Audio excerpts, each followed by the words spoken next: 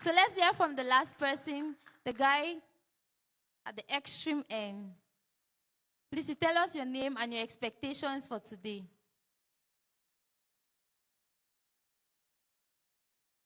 I'm by name Asungai Confidence. Wow, confidence. So what are your expectations? Confidence. Main reason I came here is I'm hungry for knowledge, and I believe that. Did we all hear that? Did we all hear that? He said he's hungry for knowledge. Please can we give it up for confidence? Once more, thank you all for being here. Thank you for sharing with us your expectations. We so much believe that your expectations are not just going to be met, they are going to be surpassed. So right now, we're going to have the next activity. Please, ladies and gentlemen, let's put our hands together as we make welcome on stage the Crema Africa volunteers for the Crema Africa anthem and the church. Please, let's continue clapping till they make their way on stage.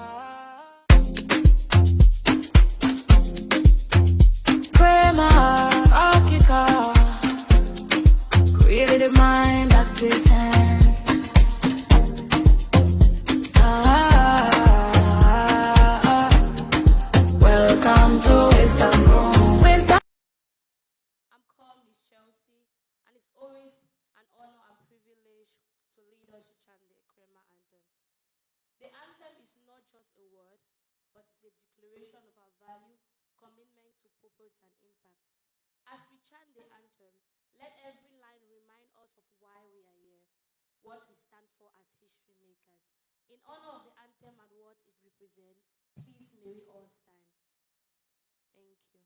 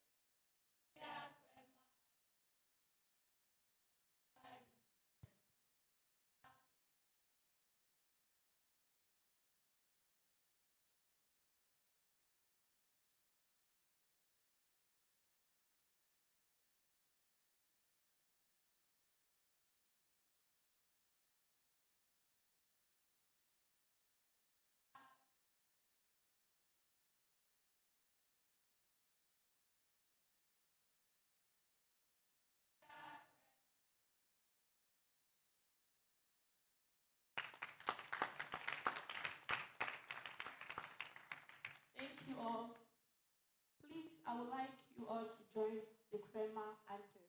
The Crema volunteer team to recite the Crema charge. Media.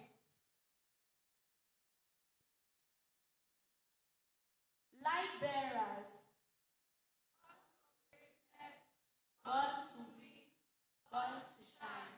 Rise up, we are nation builders, world changers, history makers.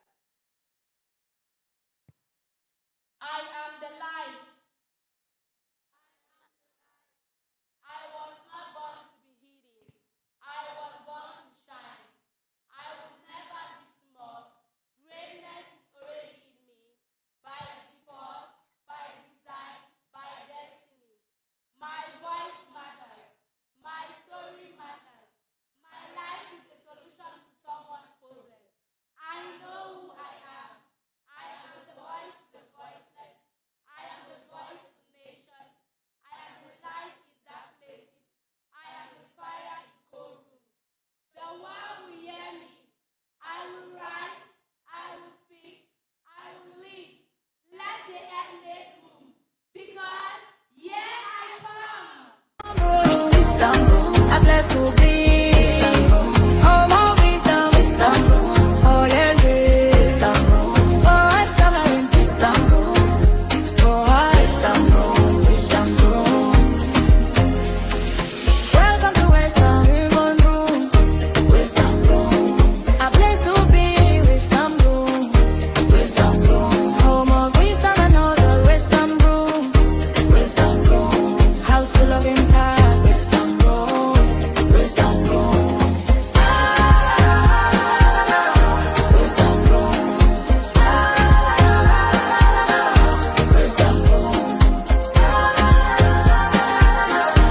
Istanbul. House full of impact, Istanbul. Called Precious Daniel. I'm a star director at Crema Africa. And on behalf of I'm called Precious Daniel. I'm a star director at Crema. I'm called Precious Daniel. I'm a star. I'm called Precious. I'm called Precious. I'm called Precious. I'm called Precious Dan. I'm called Precious Daniel. I'm a star director at Crema. I'm called Precious. I'm called Precious Dan. I'm called Precious. I'm called Precious Daniel. I'm a star director at Crema Africa. And on behalf of our mentor, Lady Risa, I'm more than thrilled and honored to welcome you all to Wisdom Room Seminar 37th edition. Heavenly Father, thank you for Crema Africa and its mission to empower young people. We are gathered for this opportunity to grow. Lord, we invite your presence into this moment. Guide every word, every idea, and every decision made today. I'm called Coach Arnold, one of the directors at Crema Africa, and at this moment, I will be briefing you all on the different programs we have here at Crema Africa. You all. I'm called Nadia Kebong and I'll be leading us to chant the Crema anthem. I am a voice to the voiceless. I am a voice to nations. I am a light in dark places. I am a fire in cold rooms. The world will hear me. I will rise. I will speak. I will lead. Let the earth make room because here I come. Thank you. I'm called Director Stephanie and this is our networking session. When you come to seminars like this, you are taught lessons. You have to be consistent. You have to be disciplined. You have to read. You have to attend seminars. You have to do this and you have to do that. You're unable to do these things sometimes, not because you don't have the knowledge, but because there could be some distractors that are holding you bound that you are not even aware of. Sleep. Sleep is good. It's good for rest. It's good for reset. But see how it's stealing your time. And you're writing goals, you can't achieve the goals, and you don't know where time has gone to. You spend most of the time sleeping. And in the afternoon, you take extra nap. In 30 days, if you sleep just for 8 hours a day, in 30 days, you have slept for 240 hours. That is 10 full days. This is what I mean. If you sleep for 8 hours a day, right? In 30 days, 1 month, you have slept for 10 days, which means you had just 20 days to work. Now you see why you're struggling to get results, because you have used 20 days out of 30 days just to sleep. And some of you, when I ask the question, you know in your heart that you sleep more than 8 hours. Unless when you have CS. In the afternoon, you're tired, you stretch, and you sleep again. In the evening, you first take evening nap before the actual sleep. Put the details together. So how long have you slept in 1 year? Do you want to know? In 1 year, you have slept for 2,920 hours. That means you spend 121 days and 16 hours just sleeping. Out of 365 days, you have slept for 121 days. See, success is not magic. I'm just opening your eyes to see that probably you did not know where your problem was coming from. Because you are trying your best to catch up. Right? Are you? Trying your best to meet up. It always feels like when you set goals, there's never time to accomplish them. Like you wake up and you have slept for 121 days. Most of the people who would later become great stars, heroes, 90% of them began very young. You see some people who are doing great things as young people, then you ask yourself, what am I doing? What am I doing with my life? Never forget this, my young friends. Only early starters end up as stars. You need to get clarity about your life, and you need to get it right now. You need to get clarity about your life, and you need to get it right now. You need to get clarity about your life, and you need to get it right now. You need to know for sure what you want to do, and you need to know it right now.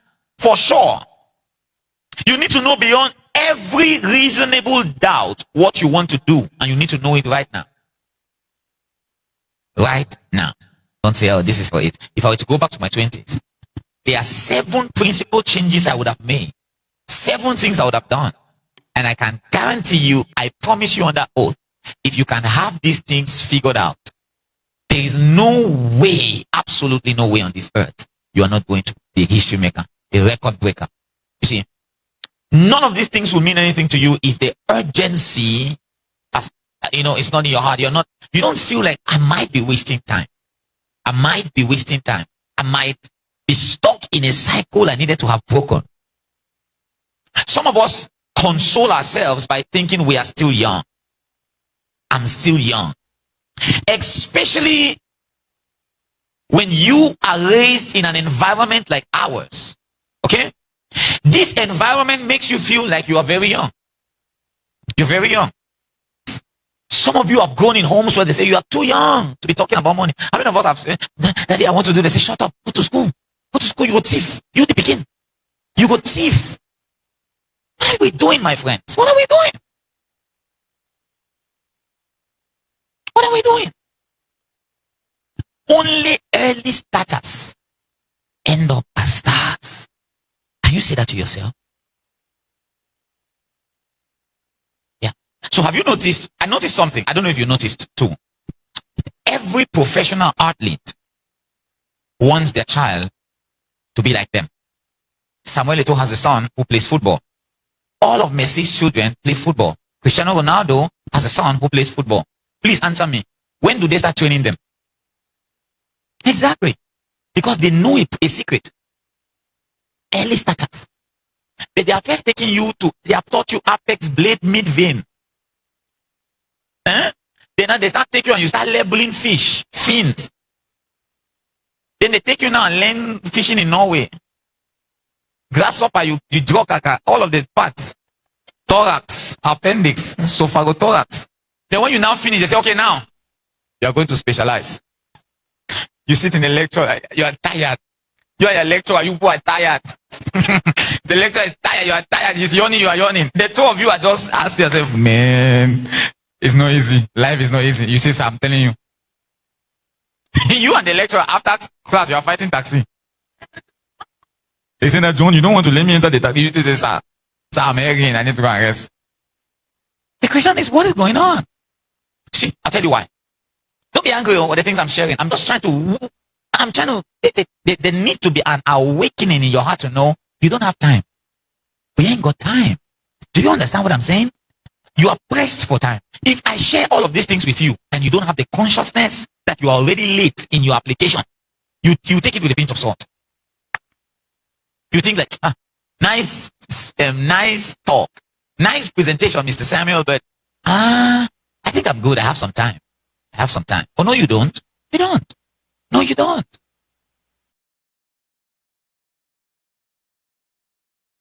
Wisdom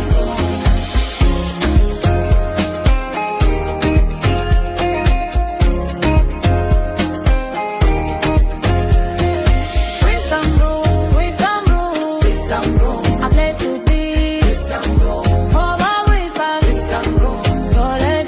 Wisdom room. Hospital. Wisdom room. Wisdom room. Wisdom room.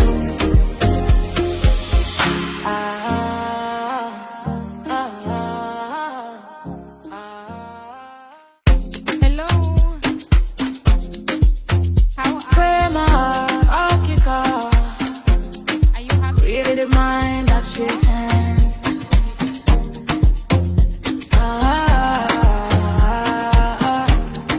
Welcome to Wisdom Room. Why are you happy? Happy to be here. Who else? Happy to see me. That's good happiness. Who else?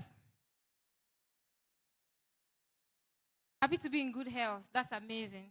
Then you can clap better and celebrate better.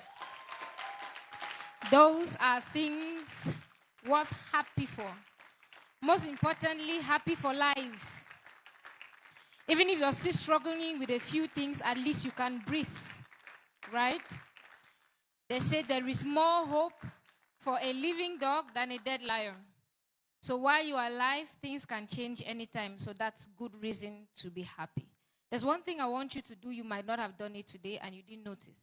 Can you just smile genuinely from your heart? Just smile. Smile. I'm not seeing your teeth. I need to see your teeth to be sure that that smile is genuine. Okay, now look at the person close to you and just smile.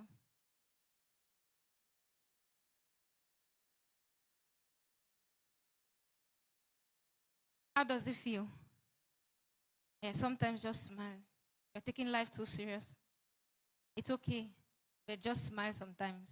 All right, let's take our new charge. For those of you that are just coming now, we're going to do it at every Wisdom Room session. So when I say light bearers, you say born for greatness, born to win, born to shine. Can we have it? Can you remember it? Light bearers. Rise up.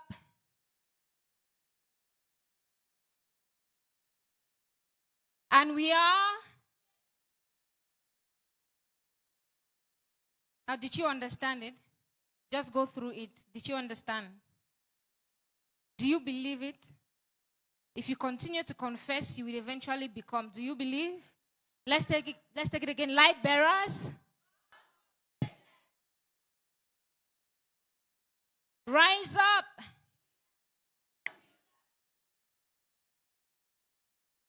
And we are. Amazing. Clap for yourself. I welcome you to Wisdom Room 38 edition once more. Celebrate yourself for making it here. You are the most important person in your story. If you cannot celebrate yourself, who will you celebrate? That is amazing. Please have your seat.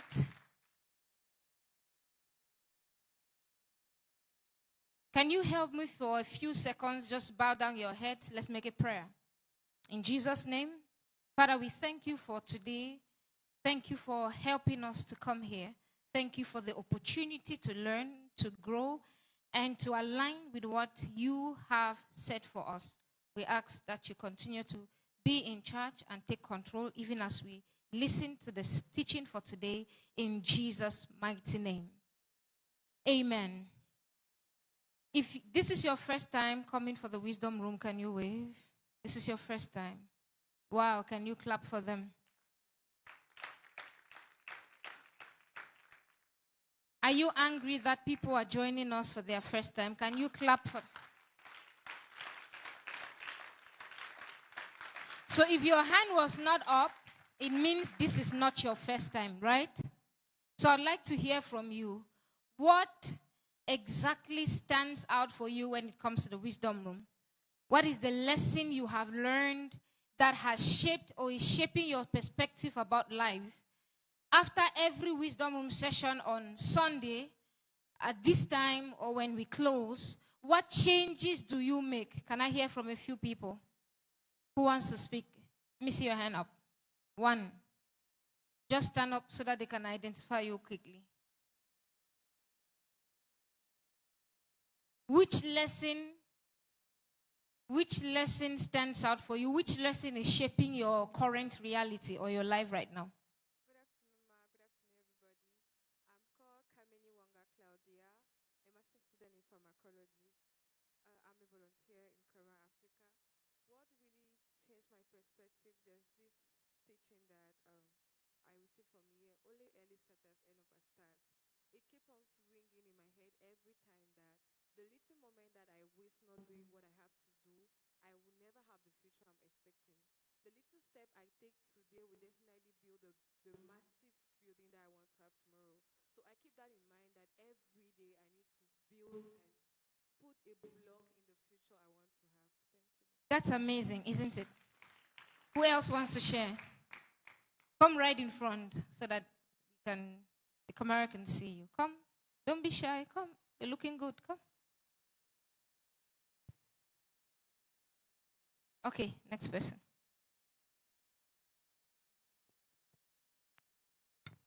Good afternoon, everybody. My name is Tange Esther. I'm one of the volunteers at Krema, Africa. Well, concerning what was taught last week concerning time, I went back, I tried to reflect on what I've been doing so far with my time and how I've been wasting them. Sometimes, like in our compound, they bring up some kind of talks that may cause me to say something, but they're not useful.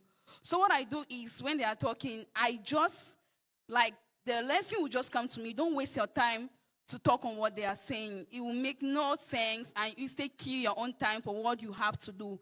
So that makes me to always, like, think about it. And I use the time, like, I've drawn my programs. This time I'm studying the word. This time I'm doing this. I'm reading a book. So that has helped me to live out of useless conversation that will not benefit me nor yield any fruit. So that has really helped me, and that is still speaking to me all the time. Thank you very much. Can we clap for that?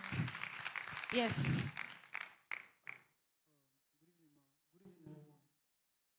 Everyone, thank you. I'm called Asunafak McDonald, one of the volunteers here at Krema, Africa. So one lesson that has always been with me throughout my life since I started coming here in the wisdom room is that I'm the architect of my life. That is, I am the captain of my own ship, and I am the director of my life. So whatever happens to me, I am fully in charge. I am fully responsible. No matter the consequence or no matter the circumstances, I know that I'm responsible. And so I don't have time to blame anyone or to worry. And maybe if someone promised and failed, it's okay. I just move on. Like, it has made me now, people can no more annoy me. People can no more. I just know that, anyways, I'm just focused on me. And That's amazing. Good evening, Coach Risa. Good evening, everyone. My name is Diane Amek, and I'm a new volunteer to Krema, Africa.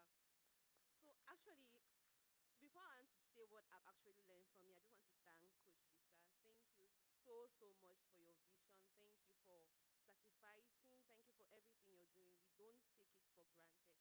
Okay, so I have actually a lot of things I've learned, but I'm just going to, like, summarize it a bit. The first thing I've learned that I'm currently practicing is whatever is entertaining you is training you. So Yes. every time I'm on TikTok, I'm like, what's this teaching me right now? Is this going to help me in future? Is this going to teach me? So immediately I'm like, I will swipe away. But there are sometimes I will continue, but then again I remember I'm like, you have to stay close to the source. Because if you drift away from the source, eventually you'll be going through TikTok and you will not have that consciousness again. So always stay close to the source and remember that whatever is entertaining you is training you. Yeah, thank you. That's amazing. Who else? Okay.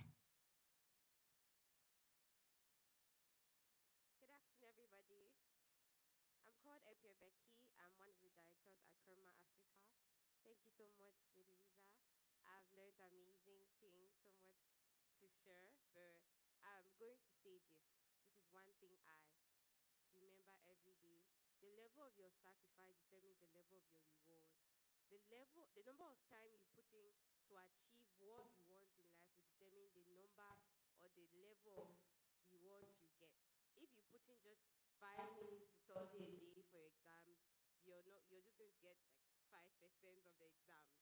If you put in 2% of work or sacrifice in your work, then you're going to get that level of sacrifice or results. So you need to be able to know putting the amount of sacrifice you want to achieve the amount of results you want. Thank you. That's powerful. Good day, leaders. I'm called Miss Chelsea. I'm one of the volunteers at Crema Africa. Mark, thank you so much for this opportunity. Thank you for the teachings. Thank you for impacting my life, and thank you for building change makers. So what has always been driving me, the hunger for knowledge, is that nobody's coming for me. Nobody's coming to help me. Because at first I had the mentality that since I'm the last born of the family, I have elder sisters who are out, like anytime I need money, I'll just call them, they send money. I don't want to work, I don't want to like stress myself. I always want to stay in my comfort zone. So the teachings has really been impactful, training me on how to go out, build my own brand, building my own self, and learning more and growing under your mentorship. Thank you. That's amazing. Let's hear from Cyprian. Who else? Good evening, everybody. Yes. What's your name? Yeah, you looking behind. People always look behind when you point them. Yeah, come right in front. Come right in front. Good evening, Ma. Good evening, everybody. Good evening. I'm called. Come this way so that you're in the camera. Close. Closer. Perfect. Okay, I'm called Ellison, and I'm one of the volunteers at Crema Africa. I just want to take this opportunity to thank my mentor, Lady Risa, and to thank everybody that showed up for the Wisdom Room today. One of the lessons I've learned from the Wisdom Room coming every Sunday is early starters end up as stars, as someone rightly said. And we come here every Sunday so we can be taught, we can be trained, we can learn, we can unlearn and relearn things that are not being taught to us in school. Coming here every Sunday has been very impactful for me in particular, because there are certain things that I get to learn here about money, about public speaking, about how I'm supposed to react in public places, how I'm supposed to even put myself out there for other people to see. Some things that we don't get to learn in school. And that is all thanks to coming for the Wisdom Room every Sunday. And I just want to thank Lady Risa for putting this platform out for us. Thank you so very much. You're welcome. That's amazing.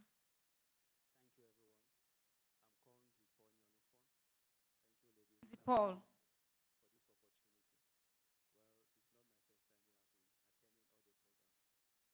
for this opportunity. Well, it's not my first time here. I've been attending all the programs. So I've really learned a lot, but I will just summarize from the few I can say. One thing I've learned from this program that has changed my life is Apostle Samuel Molombe said last time that we must always remember the God factor. If anything you are doing, God is not involved, you will never progress in it. So that's one thing that changed my perspective. So anything I want to do, I first of all look if God is involved in it. Because if God is not involved in it, I will not succeed. And also one thing I learned from him, what he said is, the fear that you have, you were taught on how to get it. So I said to myself, if really I was really taught on how to fear, meaning I can also teach myself on how to take away fear from myself. So that really changed my life, and today I'm a person that I don't like standing in front of people. Then you can see me standing talking to you. that's amazing. So yeah, has really changed my life, to be sincere. I have other programs I was supposed to attend, but I made it as a sacrifice to be here every Sunday evening because I know the value of this place. I know the program that is here. That's why I'm here. Thank you very much. You're welcome. That's amazing. Good evening, Ma. Good evening, everybody. Good evening. 1 minute. What's your name? Come. Titi.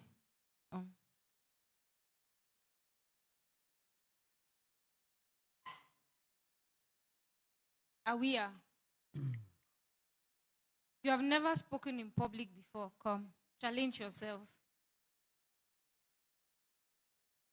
Let today be your first time. Yeah, that smile is a confirmation. Yeah, with the white shirt. Yes, you with the white shirt and the hair. No, you. Your neighbor is wearing yellow. Have you spoken in public before? Try, come. You will not die. Trust me. Who else has not spoken in public before? You have not raised your hand in public before, too? We are sharing the impact of the wisdom room, what it's changing, what we are benefiting from it. Yes, the guy with the dark guy, the one looking behind. You guys always look. Exactly. You. Come. All right, Cyprian, over to you. Good evening, Ma. Good evening, everybody. So before I share what wisdom has teaching me so far, there's something that I think either is Daddy, Apostle, or Ma usually say that when you meet your teachers, you will know. When you meet your teachers, you will know. Let's say basically this is not the first time I've been getting message and lessons like this, but I usually find difficulties in applying them. But since I started attending Wisdom Room and possibly I'm a member of Christ Assembly, the lessons I just find them. I do them easily.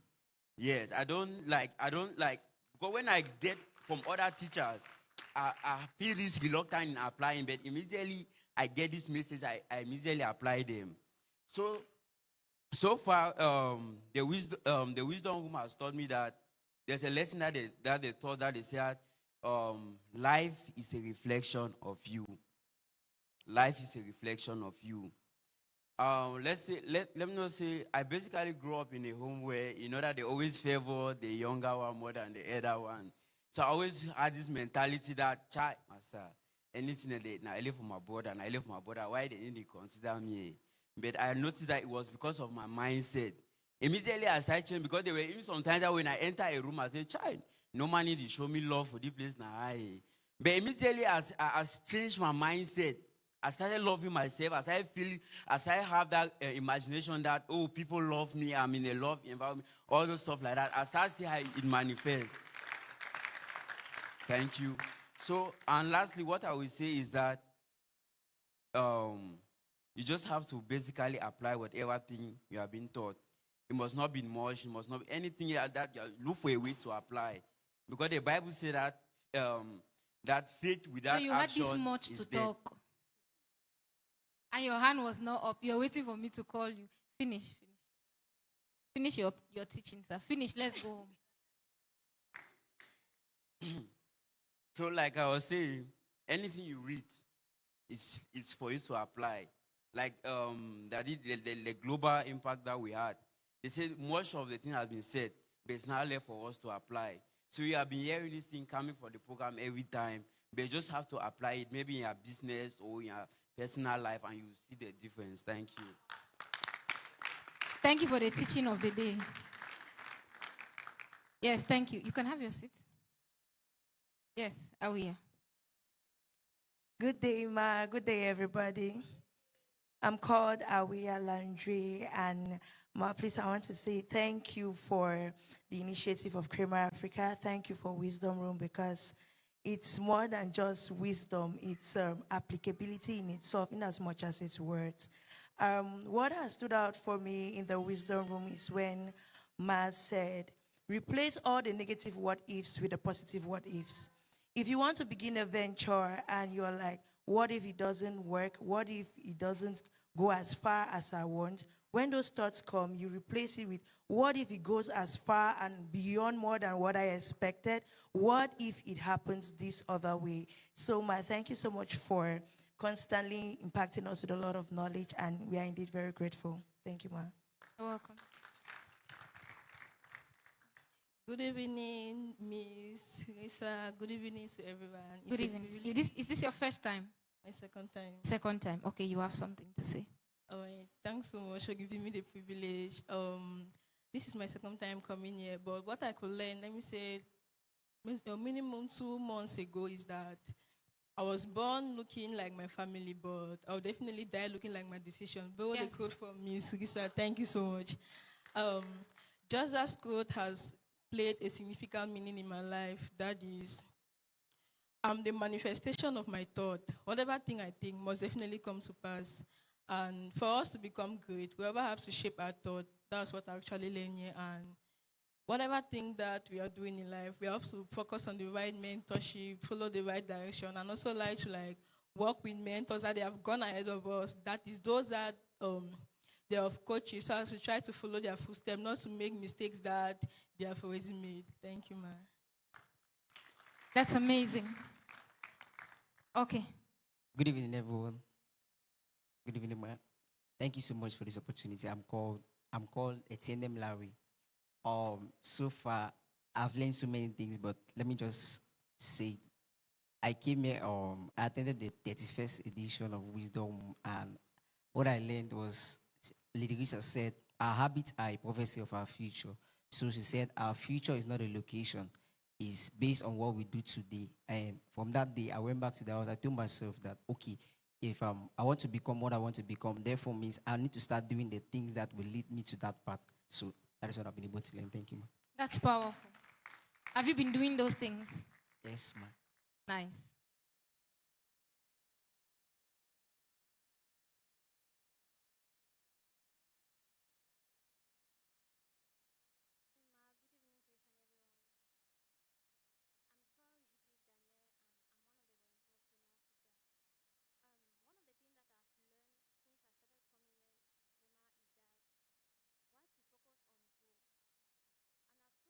What you focus on grows.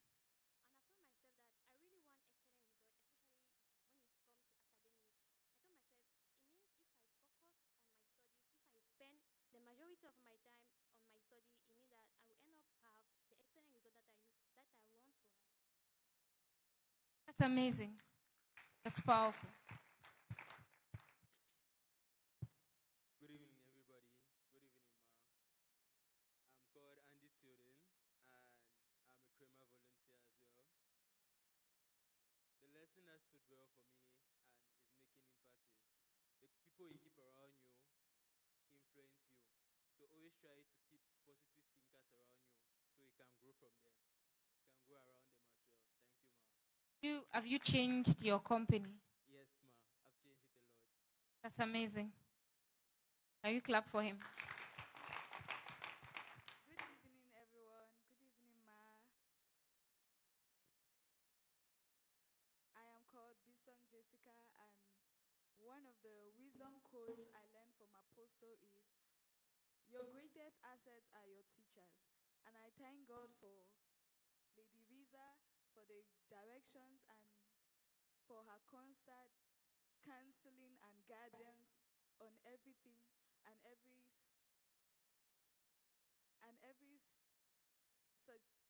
that concerns my life. I am so grateful. And one of the lessons I've learned from them is that the life will take the direction of your predominant thought. And that has greatly shaped my mindset to help me to start thinking right. And ma, I'm so grateful for that. Thank you. You're welcome. I want to share something about Jessica. Please permit me share Jessica. You know, the last time Jessica came to me saying she has a business idea, and she told me what she wanted to do, and I was really impressed because we had a discussion like that sometime last year, right? Should I share it? Do you have the permission to share? So we had a discussion sometime last year, and Jessica came to me that she heard the teachings on business and she wants to start a business. I said, that's powerful. It means that what we are doing here is actually working and you want to start a business. I said, so what business do you want to start? And Jessica told me she wants to start selling salt. I sat there. I didn't know the face to put. If it's the encouragement face, or to say, what? So I struggled to calm myself down, and I said, okay, so what are you going to do? How about it? She says, no, she has a plan and a structure. She's going to sell in her city.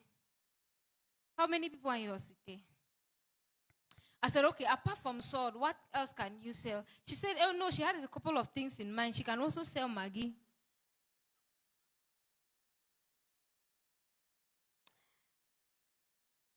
I said, okay, nice. At least you buy Maggi for 1,000 and you retail and you have 100 profit. Or what do you want to do? I don't know. I said, okay, which other business idea? She says, if those two don't work, the next one she has that will work is that she will sell popcorn. At that moment, I'm looking at her and I'm saying, Holy Spirit, help me. Help me. Like, how do I begin to expand your mind? But few days ago when she came talking about business and the business idea that she had at the mindset, I was so proud. That after this period of time, learning, expanding her mind, she can think bigger, she can think better. It's really amazing, and I'm proud of you. You will hear Jessica's testimony. That's amazing. The greatest gift anyone can give you is clarity. I asked my mentor a question, what has been your biggest achievement?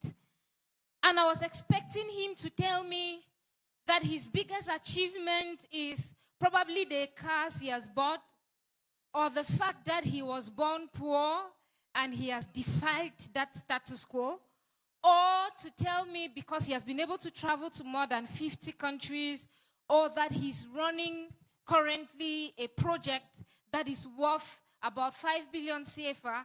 I was expecting him to tell me one specific thing that is really great. When people ask you, what is your achievement, right? You know it's attached to something. Something you have gathered, something you have done. Or for him to tell me he was able to start a church young and establish branches in different parts of the world. But then he said something I was not expecting. He said his biggest achievement has been clarity.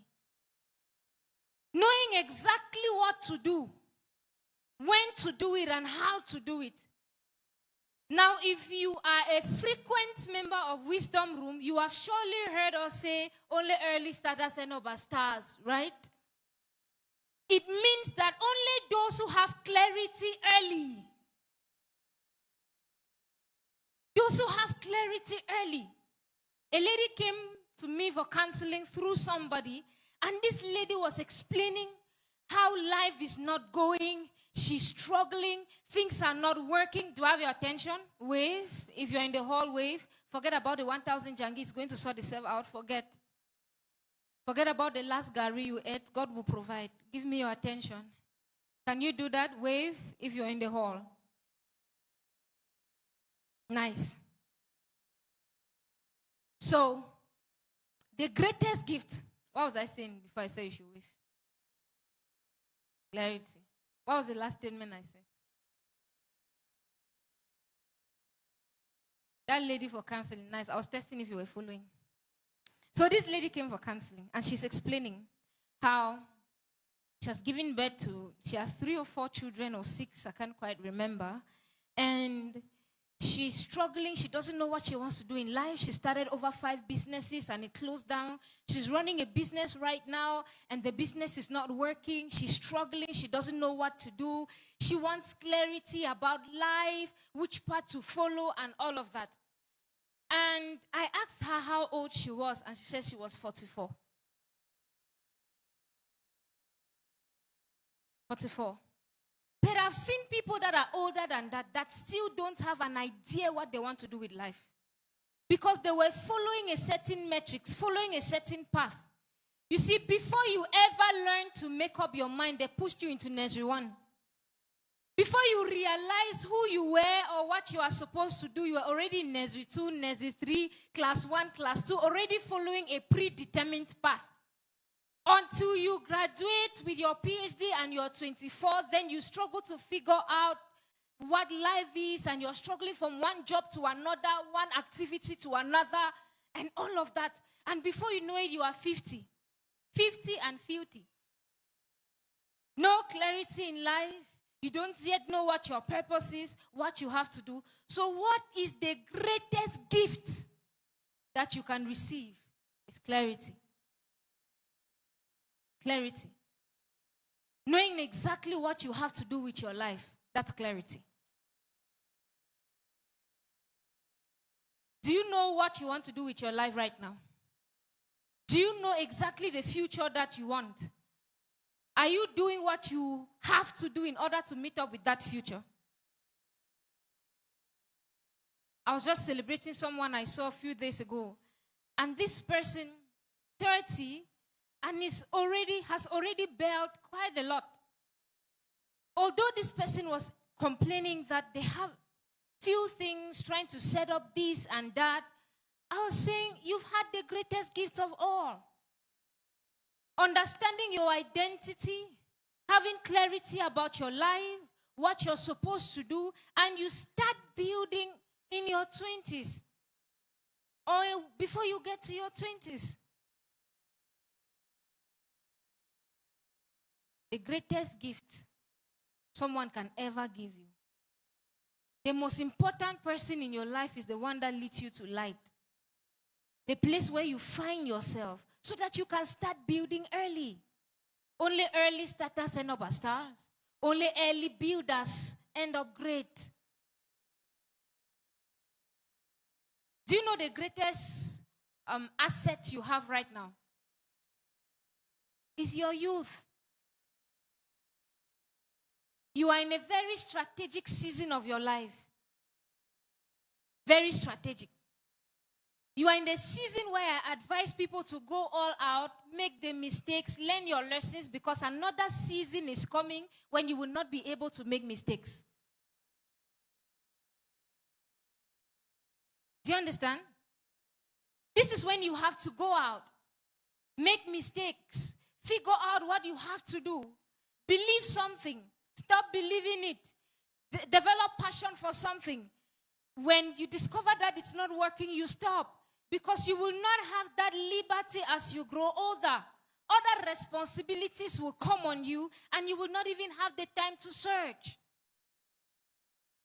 So rather than being pressured about things that you don't have, this is when you should invest in getting clarity. So I've had many people come to me and they ask me, and they tell me they want to do a business. So I ask them, what business do you want to do? And someone is going to tell me, oh, I want to sell shoes, I want to sell dresses, I want to sell hair. I have one question I always ask. Who can remember that question? Yes, Jessica. Okay, what problem is this solving? I'm looking for something. Will it be relevant in the next 5 years? That thing you are trying to do, will it be relevant in the next 10 years? Do you see yourself doing this thing in the next 10 years? If not, why are you doing it now? 26th of July, we are celebrating 6 years anniversary. But I did not start teaching 6 years ago. Maybe like 3 years earlier. Imagine by now I'm still trying to figure out if I have to teach and train people and raise people, or I have to sell pop-off and beans, or I have to do banking and finance. But if you discover what you are supposed to do early, what happens? You start building at 22. By the time you are 30, you have already built a structure. Yes, if you want to clap, you can clap. Clapping is free, actually. So when you see someone who is probably 30 and they've already built a company, they didn't start building when they were 29. So this is not the stage where you're looking for cash. This is the stage where you're looking for what will bring you cash, and it's value that attracts cash. So the misconception that many of you have, You're under pressure for the wrong things. Are you here or you went home? You're under pressure for the wrong things. When someone says you need money, the question is, what is money? What is money? Do you need money? What is money?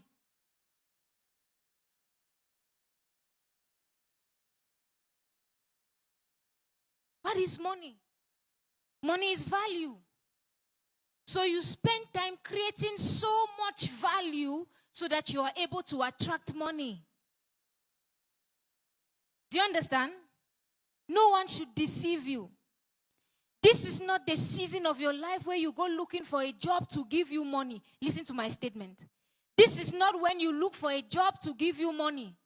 If you're looking for a job, you're looking for a job to give you experience, a job to give you connections, a job to give you capacity, a job to give you lessons, so that you build yourself to become a valuable person, or you're able to build something valuable that can then attract a good name and the cash.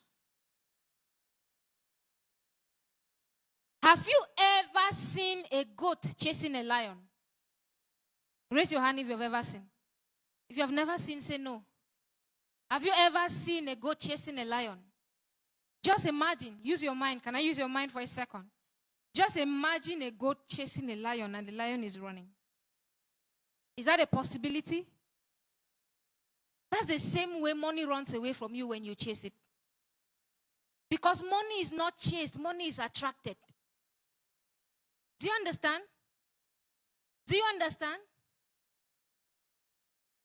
You attract money by the value you have on ground. And you start building the value early. That's what we mean by early starters ended up as stars. People who started building value early.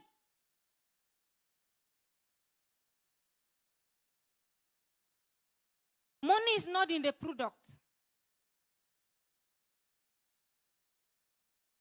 So probably you're thinking, I've not even gone to what I want to teach. Probably you are thinking that there is just this one product that if I start selling, I'll make a lot of money. Have you had that thought? That if I stumble, maybe I start selling bags, or I start selling shoes, or if I start, money is not first in the product. Do you know where money is? Money is in the name.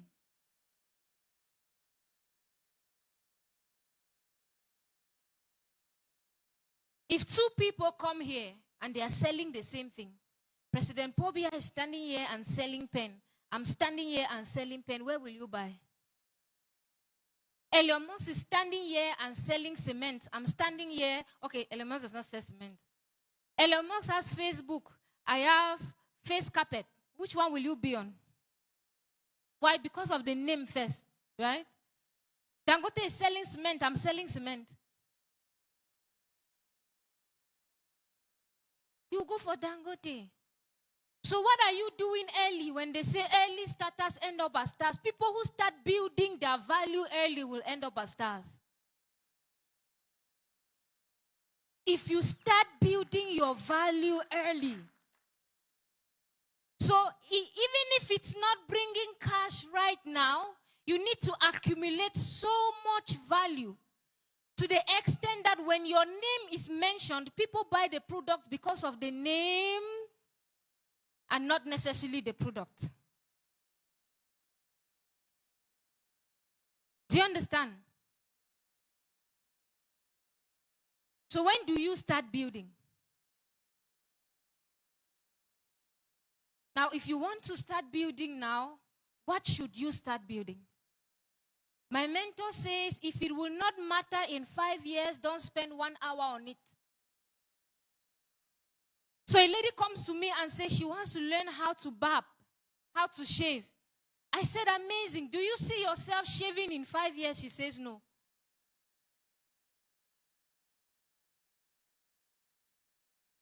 And one of the directors came to me. She's organizing a program online. And it's Director Fanuela. A program on self-esteem, building your self-esteem, right? So I asked her a question. you're doing law, right? And you're just from writing your bar exam. Do you see yourself as a lawyer in the next 5, 10 years? And she says yes. I said, then change all of your content to law. Every time you post on your status, tell us our rights.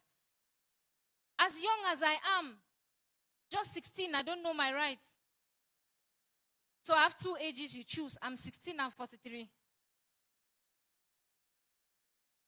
guys are not believers. 6th of June will make me 44. 44 years of God's faithfulness. Why are you guys not believing me? 44 years of God's faithfulness. 44. 44 years of God's faithfulness. Don't you want to be 44? Yeah, clap for my age. So there are 2 ways I put my age, either going downward or forward. There was a song Mama J released. Mama G, this Patience Osuko in those days. Yeah, Mama G. So I'm 20 years old. Next year I'll be 19. If you think I old past you, my brother, I know concern me now. You sir. Cameroon is one of the countries where everybody is a youth. You determine if you are a youth or not. One of the blessings we have in this country is that we have a youthful president. In Cameroon, youthfulness is a state of the mind. Yeah, youthfulness is a state of the mind. If you think you are a youth, you are a youth. Nobody should force you into something that, yeah, so 44 or 45,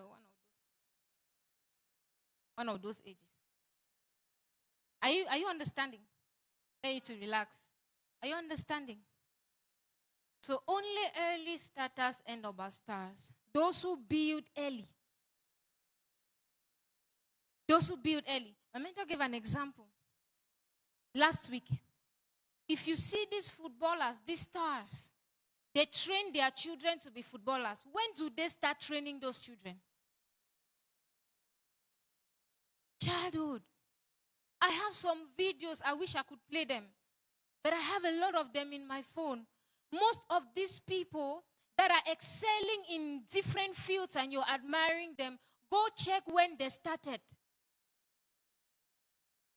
So you are waiting to, I don't know what you're waiting for. Maybe gather the certificate, and by the time you're 30, 35, you're struggling. Okay, should I be a youth empowerment activist or a banker or a nurse or a this?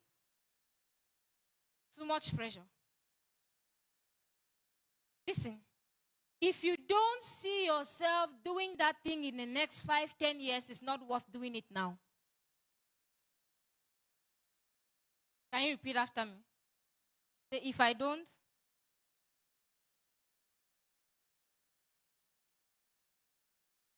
if you are convicted in your heart that you have a calling from God and you are supposed to be a pastor, start preaching on your status and on your social media accounts now.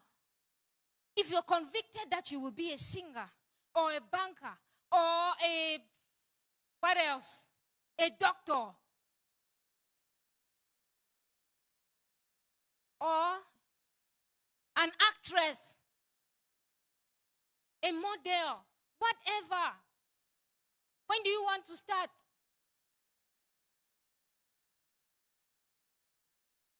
So just imagine someone seeing you and they are saying, I really want to be like you. I really want to be like you. If you want to be like that person, you have to start early.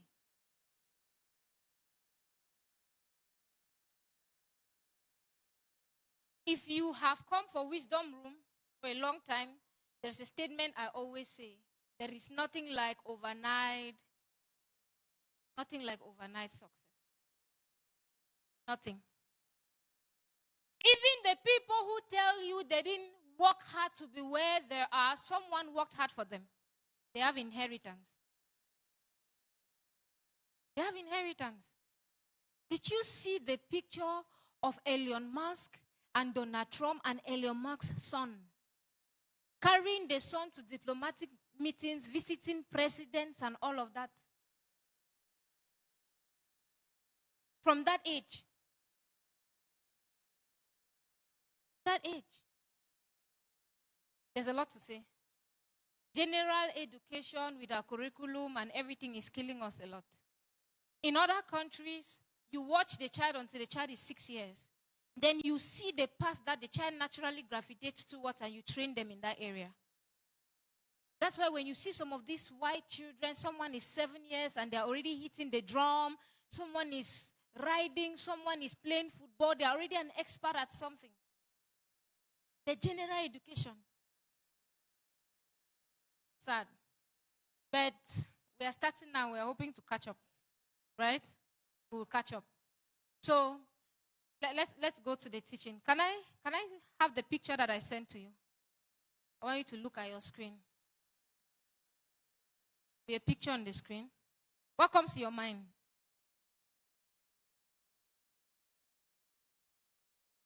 Show us the second one.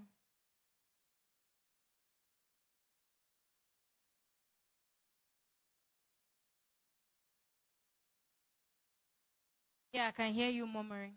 How many of you know him? If you know him, wave. Wave, hand up, right up. If you don't know him, wave. Nice, okay. If you don't know him. Those of you who know him, what do you know about him? Put your hand up like a responsible citizen that is planning to go far. Yeah. Okay, actor. Yes. Actor. Musician. Musician. He had Christian music. Nice. Oh, I didn't know that. But who else? Yes. A what? Yeah, he just passed. Motivational speaker. Nice. One day, your picture or my picture will be up like that. So for those of you who said you don't know him, he's a Nigerian actor that recently passed. And it said allegedly that he died of cancer at the age of 40. Do you know what it means to die at the age of 40? How old are you and you're still going to school and you're finding life? So when will you finish finding life before living life? It means when you are 40, you are still in your building season. You've actually just crossed your learning season and you're in your building season. When do you start enjoying what you have built and start resting? And when do you start resting? But this is my point. I need you to be intentional about life. One day, and we don't know when. And this is not to scare you. Listen, not to scare you. Your picture will be up like that. Or my picture. So that you don't say, God forbid, I went to the wisdom room and or my picture. And a question will be asked, who is that person? Now I put that question back to you. What will people say about you?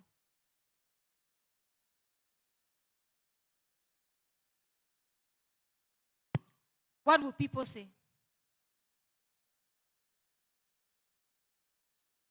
So I wake up this morning and I don't go online. I just study, and around 12 p.m. I go online. I have so many messages, so many calls, and I want to check. They say someone, a friend of mine, is no more. And I go to the social media arms to check. Any information, discussion, what we had, the moments we shared together, any impact, check their social media walls and everything.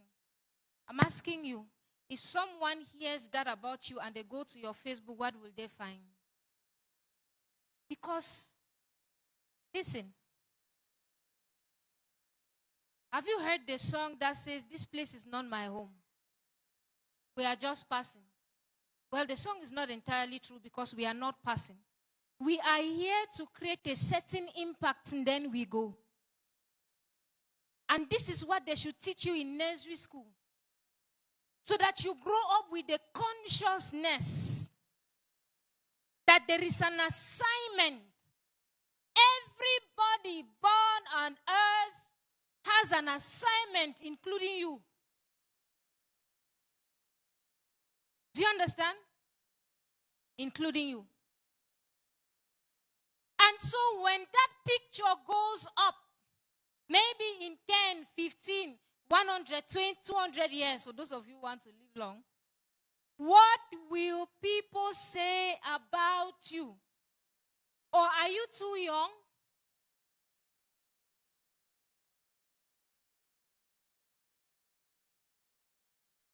What will people say? When you hear the name Albert Einstein, what comes to your mind? Inventions, right? Something he did. If you hear the name Martin Luther King, what comes to your mind? 95 points again. But do you know that name? Do you know the name? Wait. So if you hear the name Nelson Mandela, what comes to your mind? Appetite. Nice. If you hear the name Donald Trump, what comes to your mind? Whether he is a good president or not, it's better to be controversial than inconsequential. If you don't understand that statement, go back and watch Wisdom Room 36th edition or something. 34th edition. We explained it there.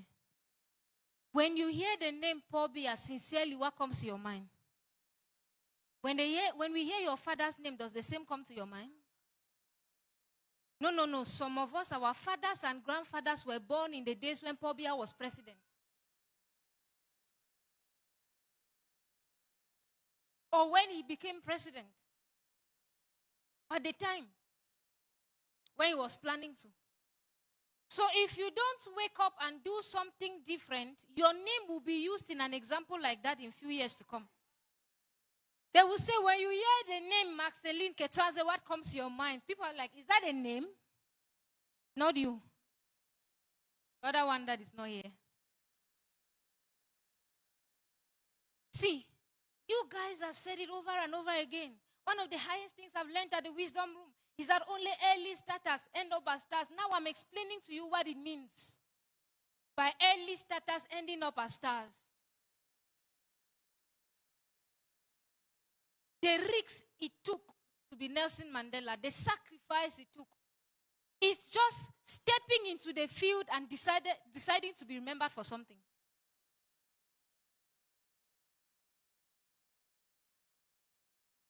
If you hear Mother Teresa, what comes to your mind? Who else? If you hear the name Elon Musk, what comes to your mind? Dangote. Although he's doing other things, but he's known for something. So if we hear Paul, what comes to your mind?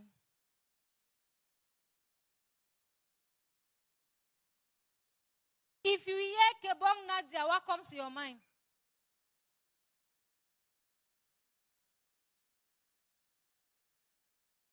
If you hear Tanga Chelsea, what comes to your mind? You see that picture? Let's put it again. It was quite a reflective week. Why do we mourn? People die. Because we will miss the impact they created or they were creating. Right? You will miss seeing the person on screen if they were acting. You will miss. What will people miss about you?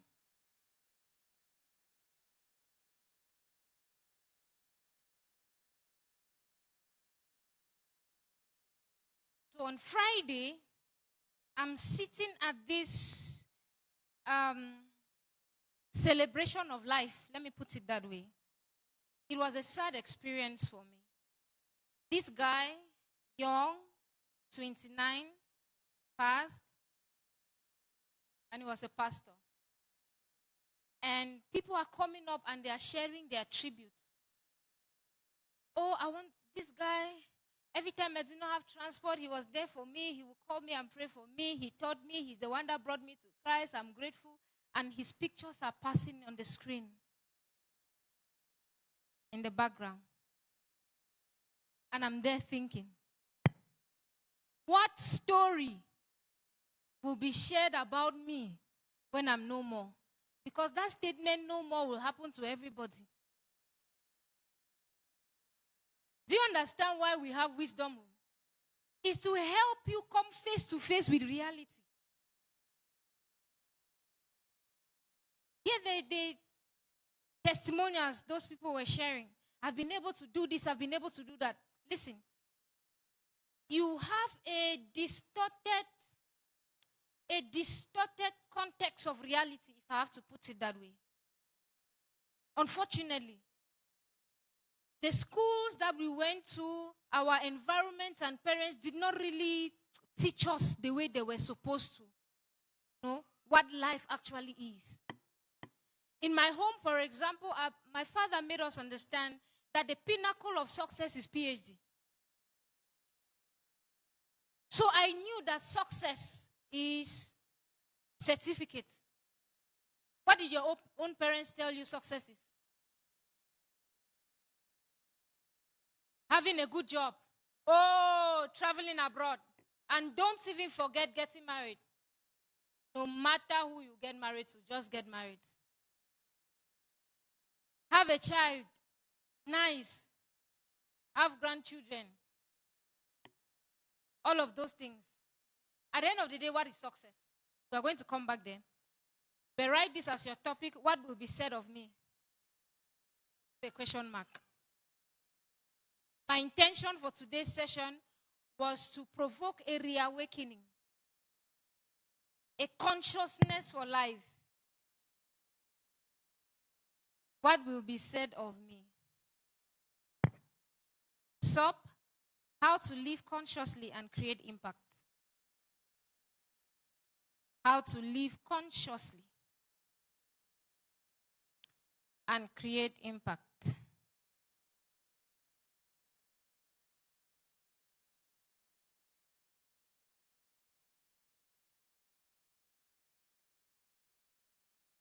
Are you reflecting on everything we are sharing? Life is not a joke. Not a joke. I've attended some funerals where the biography is really short. Mr. Atakum Paul. Coincidence.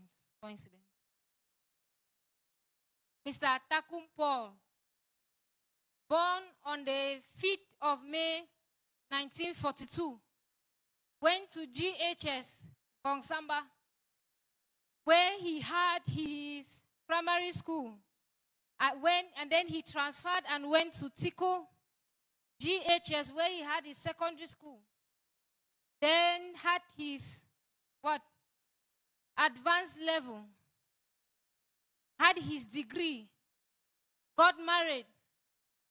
Had children. And died. But on the other hand, there's another one. We are celebrating someone who created a movement that is changing the course, mindset of youth. See that guy who was killed in the US, Charlie Kirk. How old was he? 33 or so. Was 33. His death was international news. 33. So one question for reflection. What will be said of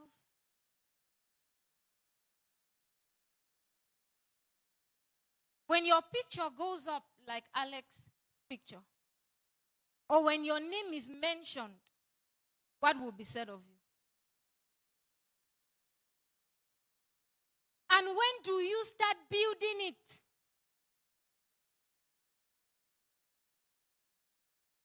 When you're 25 or 30?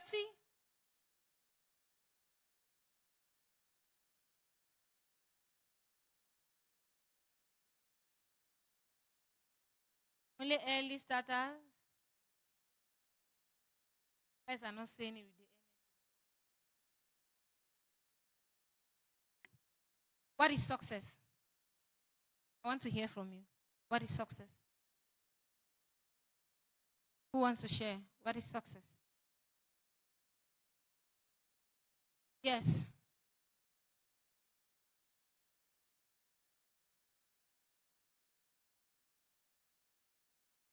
Success is a journey. Okay?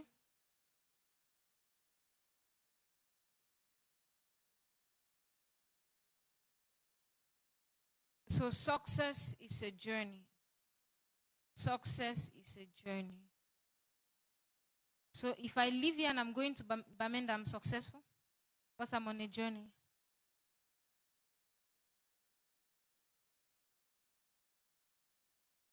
Like,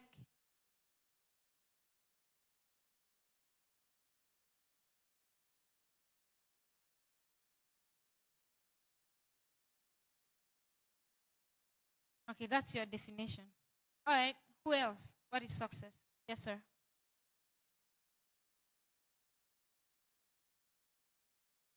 Success is reaching your maximum potential. How do you know your maximum potential? So success is attached to feelings.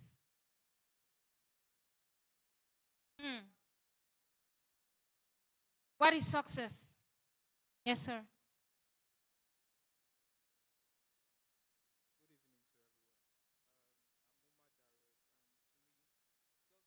independent plus purpose. That's independent being that you are not dependent on everyone to make decision for you or to provide one thing or the other for you. And purpose being that you're living the life that you have always wanted to live. Like you're creating impact and you're doing things for others. So that's success for me. Okay. Is there ever a time when you don't need to depend on anybody? Financially or for advice, you're able to make your own decision, not totally depending on other people. Let me put it that way, not totally depending on other people, but you can. I like the purpose part of your answer, but we can work on the first part a little. Because man was created to be dependent. Yeah, you always want to depend. You depend on someone to put fuel in your car. If you don't have a car, you depend on someone to carry you. Yeah, you depend on mentors for guidance. We always have to be dependent, right? A lady depends on a man to make her pregnant. At every season in your life, you need somebody somehow. So if we use that to define success, it will be a little problematic. Make sense? Okay. Yes, what is success? This is Director Becky, guys. She's a leader in Krema Africa, so she does not make sense. What is success? Thank you, Ma. To me, success is intentionally fulfilling your God-given assignment. Intentionally fulfilling your God-given assignment. Okay. What is your God-given assignment? Mine is ensuring people becoming the best version of themselves. And with that, I've been able to create an academy called Becky's Best Academy, where we have classes every Friday online. I did not say you should sell your academy. Do you want to be successful? Is there anyone here who wants to be successful? Raise up your hand if you want to be successful. High up. The second hand. Nice. So what is success?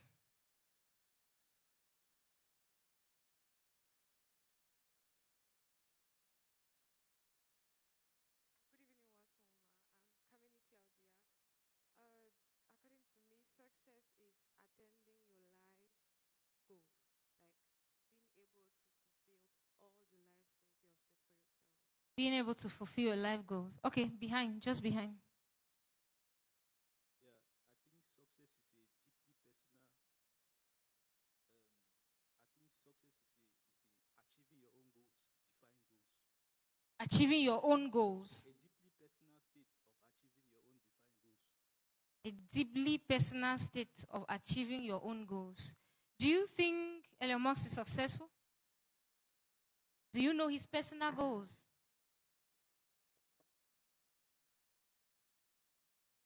Yeah, let's hear from everybody. What is success? If you want to be successful, what is success? Good evening, everyone, once more. Thank you so much, Lady Risa, for this opportunity, ma. Okay, when you ask the question, what is success? Now, me answering that question, I'm actually look at the life of Jesus Christ, our Lord, because he is a, you know. What is success? Okay, ma. Like looking the life of Jesus Christ. What is success? Okay, success is actually influencing others with what you have, like with something you have believed that have worked for you, or like a path that you have seen that is working, so that they can be able to catch that vision and run with it. Nice. I'm selling pop-off and beans and it's actually working. If I influence people to sell it, then is it success? Not at all. That's, I say, a vision, like a... That's a vision. Okay, yeah, next person. Good evening, Ma. Good evening, everybody, once more. To me, success is the realization of a worthy idea. For example, a successful person is a success is someone who says he wants to be something and actually moves everything possible in order to be that thing he says he wants to be.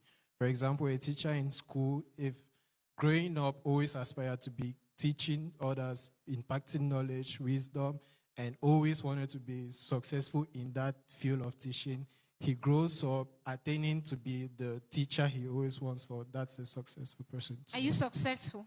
Yes, ma'am. Why? Because I always wanted to go to the university to do computer engineering, and I actually attained it. And right now I'm studying, I'm working with a company doing the same thing I studied in school. So I'm being a success. So you're successful in life.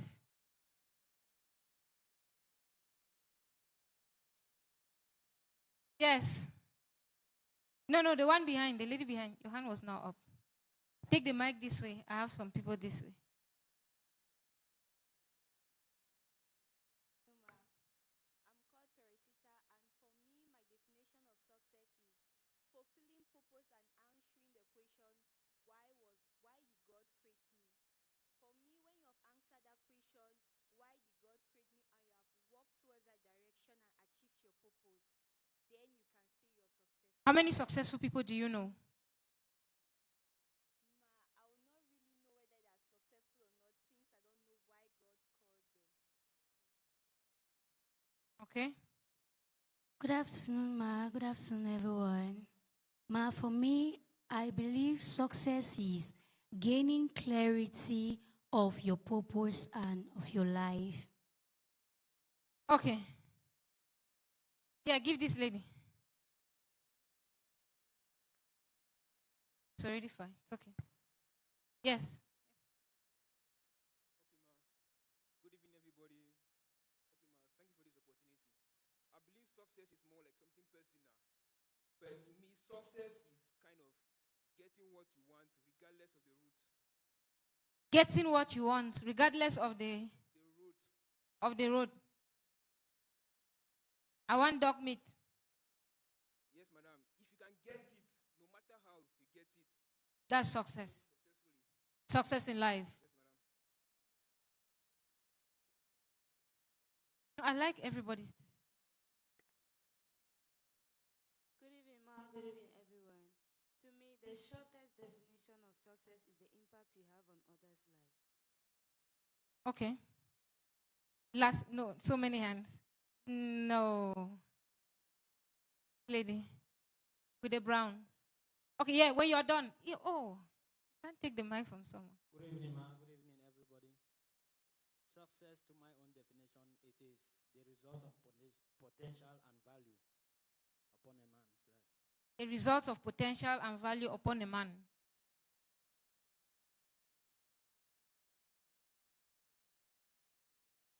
Yes? Good evening to everyone in this praise.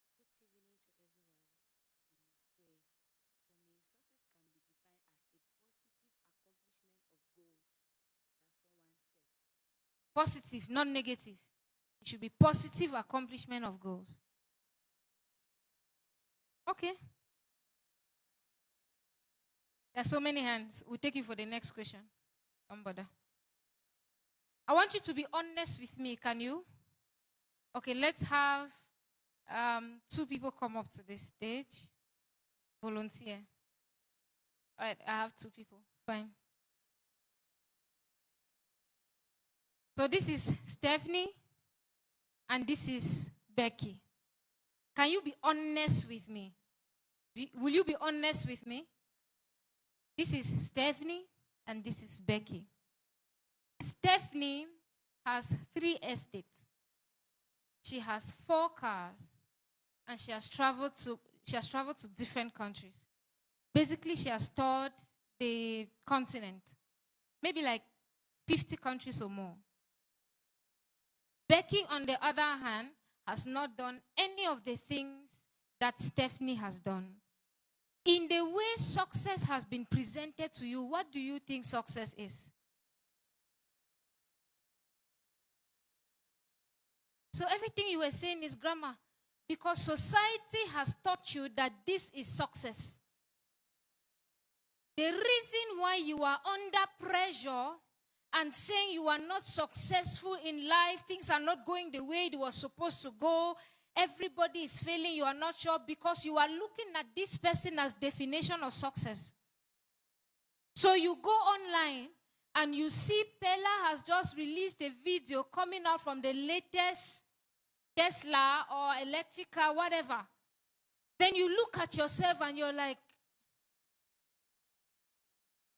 you see 2 young people, they just got married, they are traveling all over. You look at yourself, you are like, so truly, despite the grammar you have said, you really think that this is success?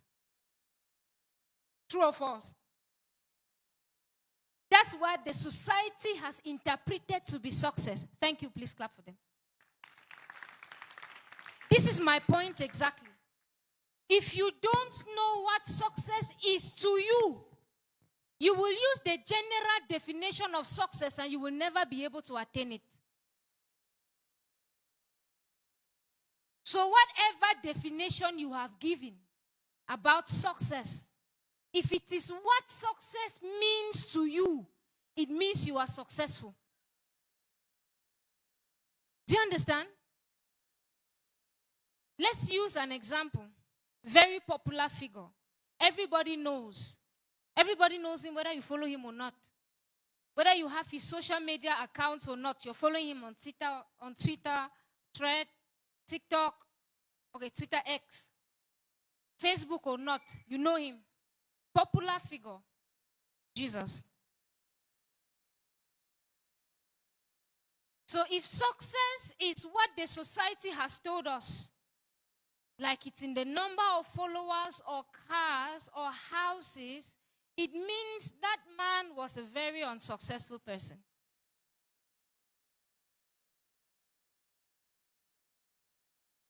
Do you understand? Whatever definition success is, it should be to you. So if you think success is the level to which you accomplish your purpose, it means you rate how successful you are in life by the results in that light. But there is a societal definition of success that is putting everybody under pressure. So if success is marriage, he was not married. If success is cars, he wanted to do a national parade and he begged for a car. If success is money, they had to perform a miracle and remove money from a fish. Whatever success represents to you. What is my assignment? To bring people to the knowledge of their light, helping them know their identity, growing in it and creating impact. So how do I rate my success? How many of those people have been able to produce? No matter what society says. So you see, you are running on some standard. Society has said beauty is big butts, big whatever. you see our sisters are under pressure. Trying to add things, you think your jaw is too fat or is too small, your head is too small or is too fat, because you are running on a certain definition of beauty that was given to you.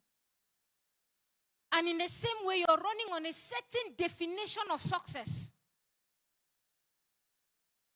So if you truly believe that your success is to help people become a better version of yourself, of themselves, in 2026, how many people have you helped to become a better version of themselves?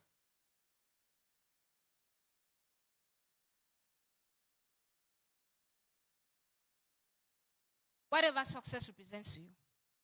So we are going back to living intentionally. If you have not defined your success, you will be following everybody's footstep as the definition of success. Are you here or you went home? So like she rightly said, I don't truly know if Elon Musk is successful or not because I don't know what his purpose is. His assignment is. You need to understand this. You need to understand this. I've seen people that are gifted, but they can't express that gift. They can't talk in public because they were told that success is certificate. So they feel like if they don't have the ordinary level and the degree and the PhD, they can't stand among people that are saying they are successful.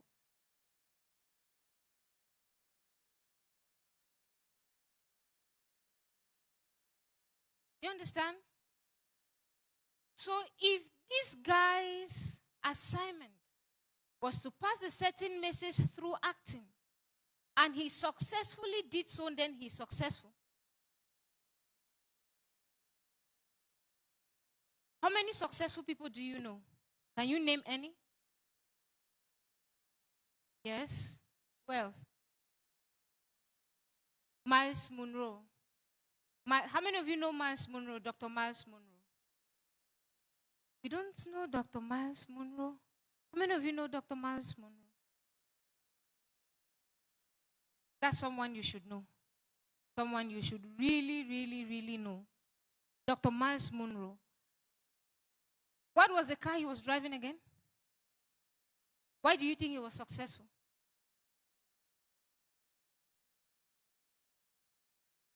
Don't know what his purpose is, but at least you came across his tapes, his information, and what he did. Right? At least you know him for something.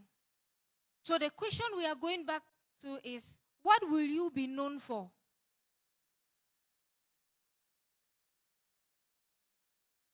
I'm not saying you should not have desire to buy your own cars, live in your own house, live big, travel. I'm saying you should not be pushed by the societal definition of success. You should understand what success is to you.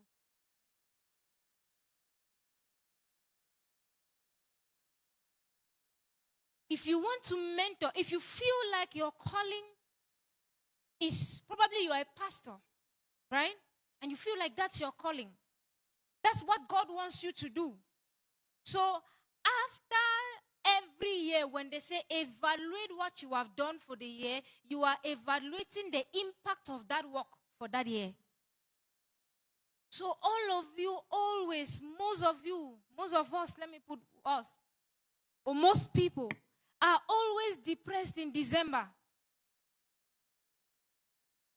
Now they're saying it's mid-year. What have you accomplished? You are wasting your life. What have you done with your life? And you're thinking, what have I done? I've not bought a land. I've not even gotten married. I don't have a child. My life is wasting. The real question is, what are you supposed to do? And if you are doing that particular thing. So if you say you are a pastor, how many people you have preached to measures your success for that season? How many souls you have won? Not pastors, only pastors win souls. But how many souls you have won? How many people you have preached to? How many people you have spoken to? Rate your success for that season. You're a mental health expert. How many crazy people you don't heal?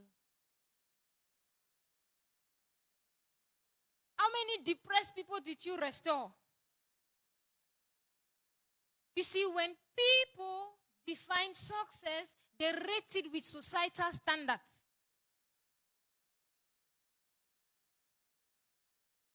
Societal standards.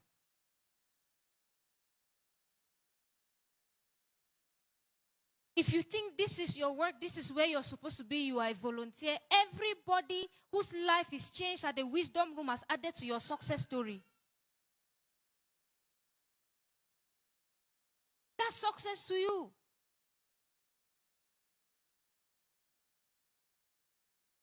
You'll be under pressure. Today they will tell you, this is the path to success, you are there. The next day they tell you, no, it's supposed to be this one. The next day it's supposed to be this one. After you're looking like caricature, you have turned so many directions. So the first assignment you have is to define what success is to you. Write down these questions if you can. How will I be remembered? How will I be remembered?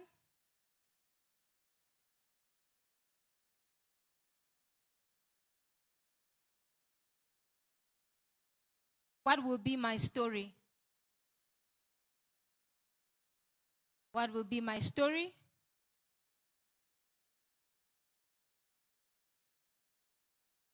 What will people say about me?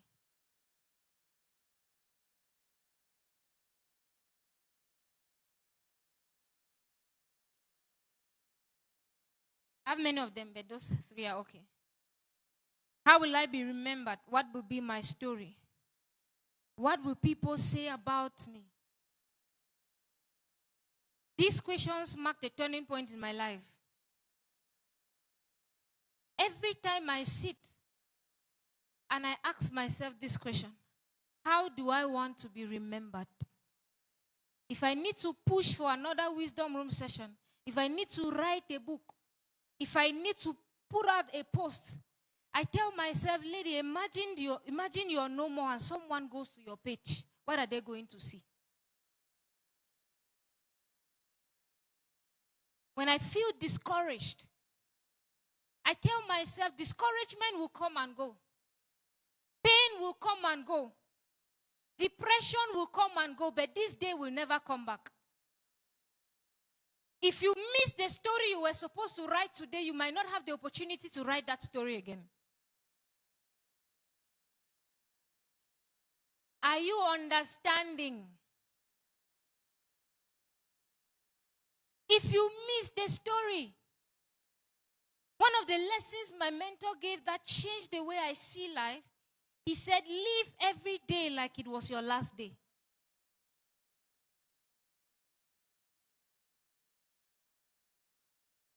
Live every day like it was your last day.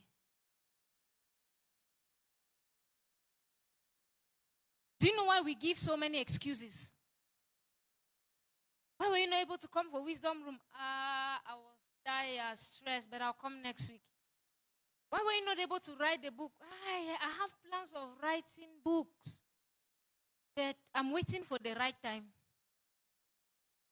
Why have you not created your channel? Why are you not posting us? I have plans for that. I'm waiting for the right time. Why have you not? I was asking at the volunteer training session that we had, what is your 10-year goal?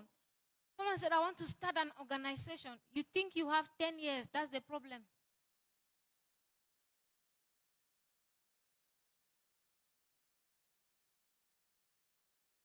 I asked them a question. An angel appears with wings, white, convinces you that I'm an angel. God has sent me to destroy the world, like the two angels they sent to Sodom and Gomorrah. Remember Sodom and Gomorrah? No, boy, I have to apologize to Sodom and Gomorrah. But not this boy, we are changing the narrative. Yeah, we are changing the narrative. When they mention Boya, they will think about youths that are vibrant, that are leaders, not be the same story. We here are changing the narrative. Are you with me or not?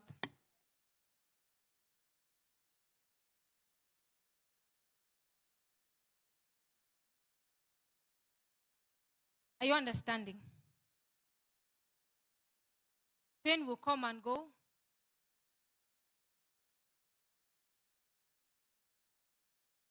There's some of you, I get to ask, like, you know, I have very amazing volunteers. Please clap for the volunteers.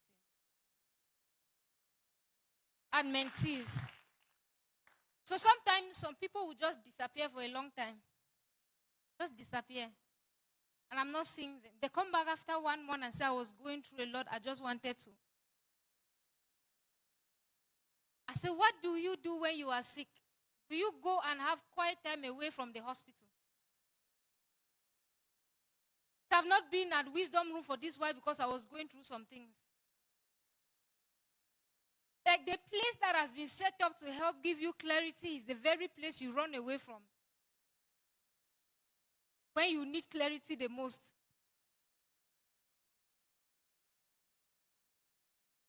Going through some stuff.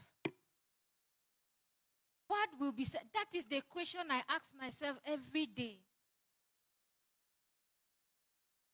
Which year was this?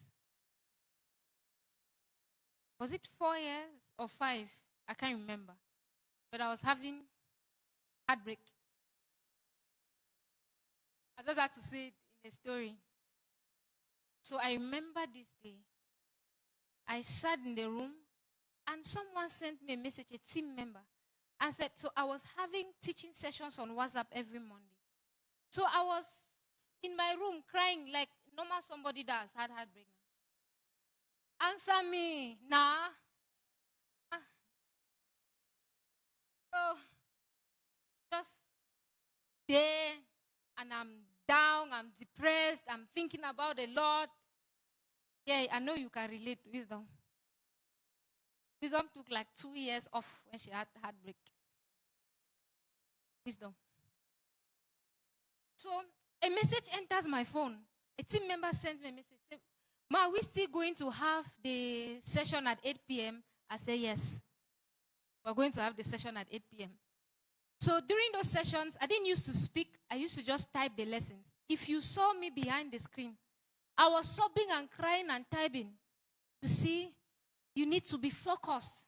You need to be consistent. I'm typing and crying. I'm like, this pain will pass. It's no longer here. But there is someone that is still here that is a product of that lesson. A product of that lesson.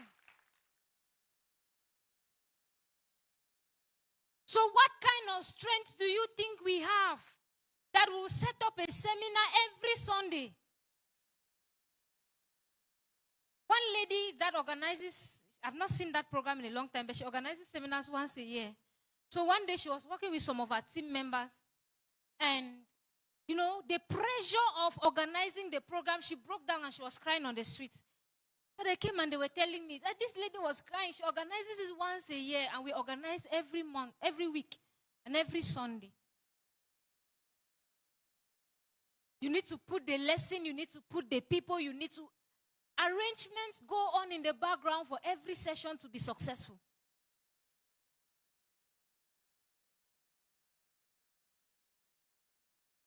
Friday, fruitful.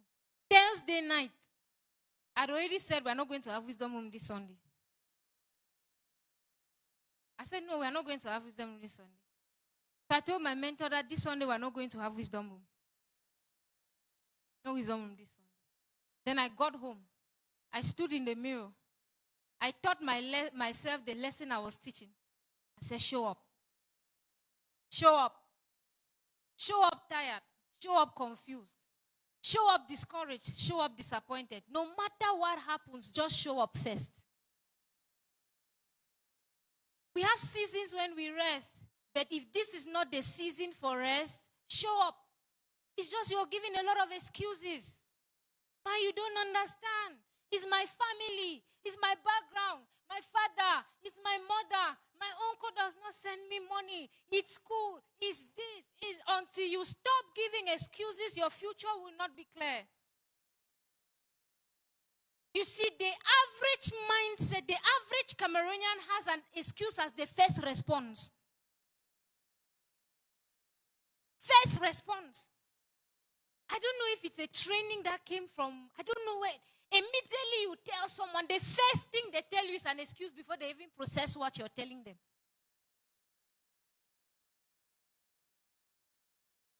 In whatever way, show up.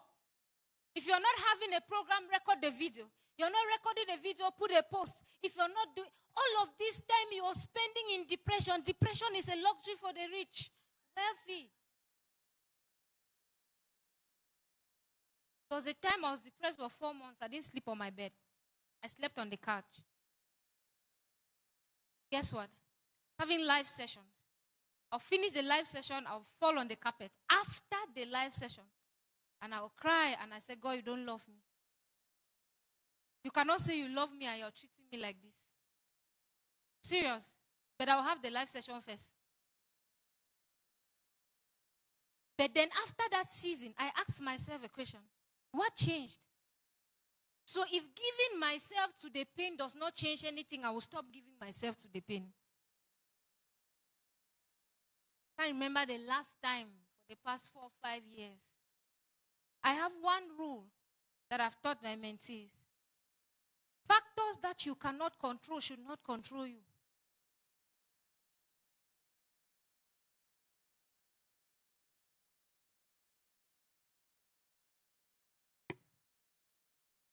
Factors you cannot control should not control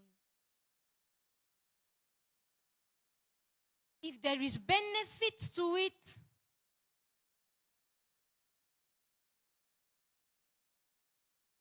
if there's benefit to the pain, social media is doing a very good job. At some point, very bad job. The word depression has become a trend.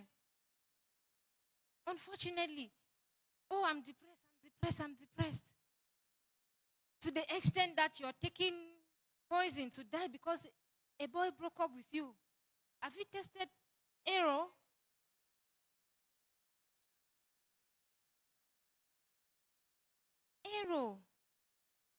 Arrow with snails.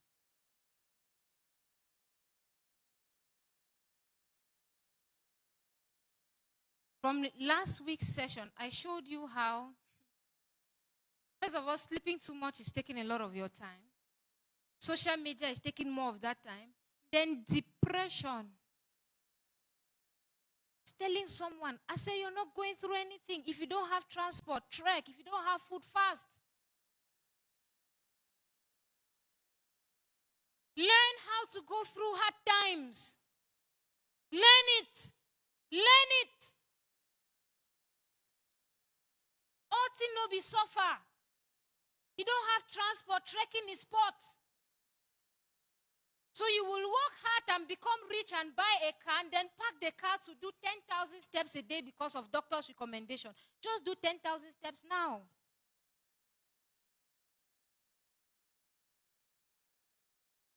So you're still struggling with the definition of success. So what is suffering? What is suffering?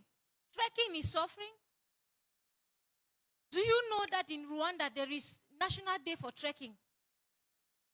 Yes.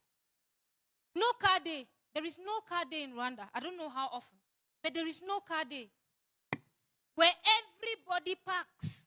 By the way, Rwanda is a beautiful country. Yeah, it's very beautiful. Clean. Do you know in Rwanda they don't eat on the street? They don't. And everywhere is clean. So clean. So clean. It's nice. If you go there, there are places you'll be tempted to think, there are suburbs, but there are places you'll be tempted to think you're abroad. Clean, nice. This is nice. So we went to the market to get some things, and we bought sugarcane. All the Rwandese that were with us refused to eat. Now only we 4 Cameroonians, they would eat. What finish trash can? There is no trash can and no trash. Nothing. Streets are clean. I think it's the cleanest country in Africa right now. Clean. Very clean. Went to the genocide center. What is happening in Cameroon now, this fight, this struggle, they're killing people and everything. The one that has passed because it's no longer there in Jesus' name. This Anglophone crisis and all is nothing. Study what happened genocide in Rwanda. How did they even call it?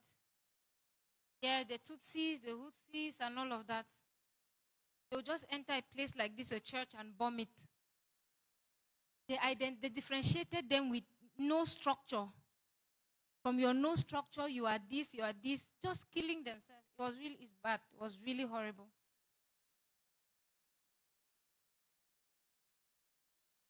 Yeah, let's come back to Cameroon. How will you be remembered? What story are you writing with your life? See, you're thinking you're depressed, eh? You have not started life. Things never get easier. You get tougher. Demands will keep increasing. You are honestly down. And if they calculate everything you need in your life, honestly, sometimes you never reach 100,000. Honestly. Like emergency funds to put you back on track, never reach 100,000. Or 1 million. But as you grow up, demands increase. The demands will increase. So settle down and learn how to go through hard times. Learn it. Define what suffering is and what is not. Boiling egg and selling with bread at the wisdom room is not suffering. Before we move forward, one not very good aspect of education is that it gives you unnecessary pride. Cleaning the streets, I'm a PhD student. I cannot work as house help. I am master's degree student. I cannot. It gives you one unnecessary pride. And you will use that pride, wear your suit, and walk in the office of someone that did not go to school. Many years ago, I was working as a human resource manager in an office. 5 of us in that office, 3 were master's degree holders, and 2 were master's degree holders, and 3 were master's degree students. And the owner did not go to school.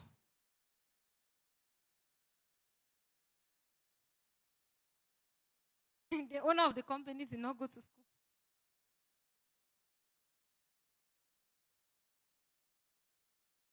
One unnecessary pride, eh? Necessary pride. Necessary pride. Because you are a UB student, you cannot say Accra. Cannot. I was telling somebody, so you are driving taxi, you want to disguise, so people will not see you. Say anything where they give you 2,000. Anything that, be proud of your hustle, anything that puts money, food on your table. Cannot learn hairdressing.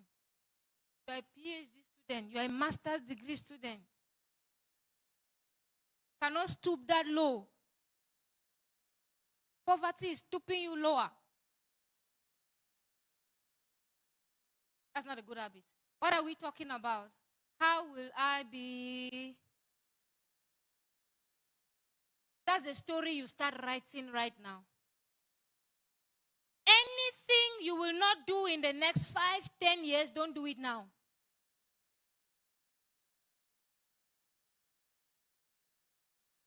If you leave me today and come back in 10 years, Jesus tarries. He didn't come for us or for me alone. Still see me teaching. People who saw me 7, 8 years ago saw me teaching, and 8 years after, I'm still teaching. In 10 years, 20, I will still. If I have 1-0 clue that this is not the path I'm supposed to be frying pop-off, I'll drop the mic and fry my pop-off.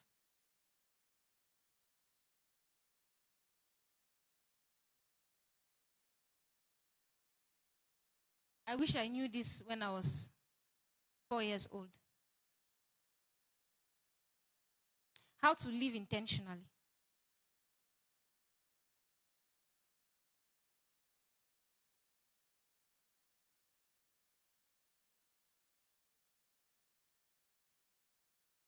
Are you learning something today?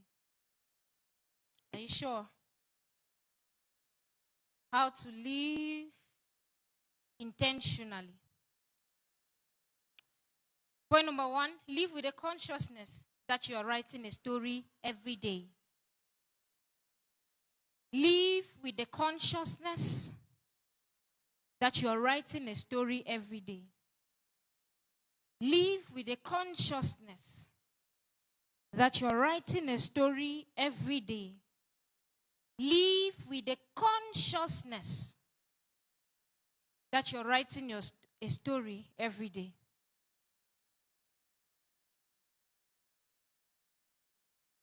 Every day is a sentence. Every decision is a paragraph.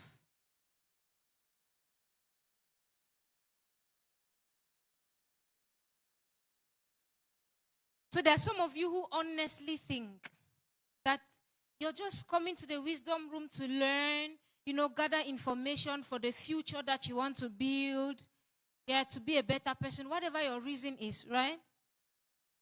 But if today becomes the last day, the pictures that will trend social media are the pictures you take here. You thought about that? The picture you took at the 38th edition will be part of the pictures that will be used to do not consciousness of death. We are trying to learn how to live intentionally, right? If today was my last day, how will I dress? That dress you're keeping in your box for a special occasion. Say it's just wisdom room, I'll wear my t-shirt and jean trouser. But if it's party, if today was my last day, how will I dress? If you get angry with someone and you are so angry and you're telling yourself, I will never talk to this person. If today was my last day, would I have forgiven this person? If today was my last day, would I write this chapter of this book? If today was my last day, would I struggle to start the podcast and have even 2 sessions? I ask myself every day, if I have 6 months to live, what will I do differently? If you only have 6 months to live, what will you do differently? Answer that question for yourself. Let me bring a reality to you. I told you from this funeral, whatever they call it, celebration of life. So the pictures are displaying, and it's pictures from programs like this, standing with friends, going out for mobilization, exchanging numbers with people, and you think it's just program you are attending until you notice that it's a story you're writing. And that people are going to say, oh, this person was passionate about growth and success and about people. See it from the pictures or their write-ups or their videos.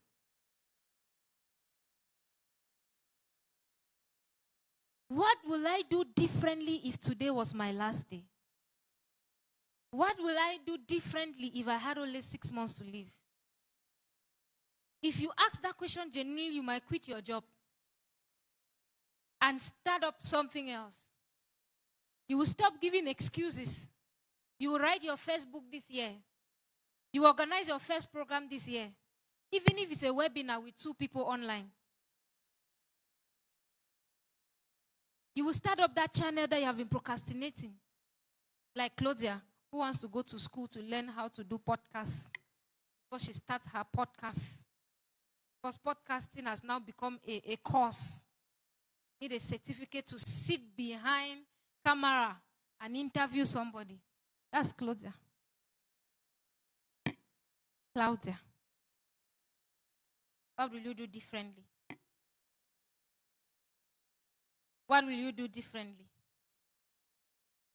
So what's the first point? Living intentionally. What's the first point?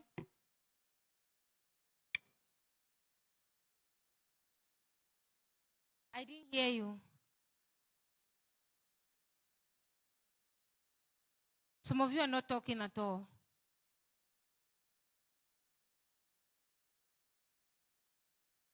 Number 2. So before you write number 2, did I give number 2? So right below that, what story am I writing? What will people say about me?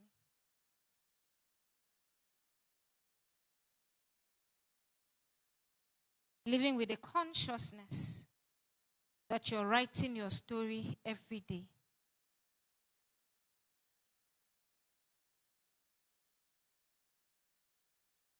Number 2, deciding the kind of story that you desire.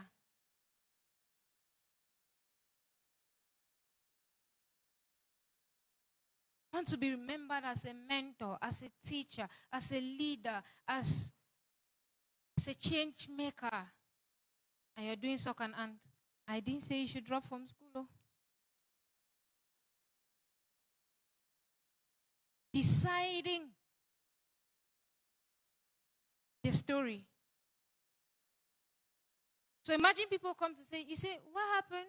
Oh, that lady is no more. Not dead consciousness. Don't be afraid. Some of you are too scared of death. Not dead consciousness. That story. So who was she again? Don't know that girl. I'm Mami Margaret Bikino. That one will go university. Or that lady that was changing lives, the one that was a philanthropist. The lady that, do you know there was a lady that died and people gathered were crying? And that lady was called Deborah. Jesus brought her back to life. And they said, we can't let her die. Please bring her back to life. She used to sew dresses for us. Cover. Something. Oh, she used to pay my transport. She used to cook and invite me to come and eat. Just the basic things of life can make the biggest difference. Number 3. Deciding whose life you want to impact. Deciding whose life you want to impact.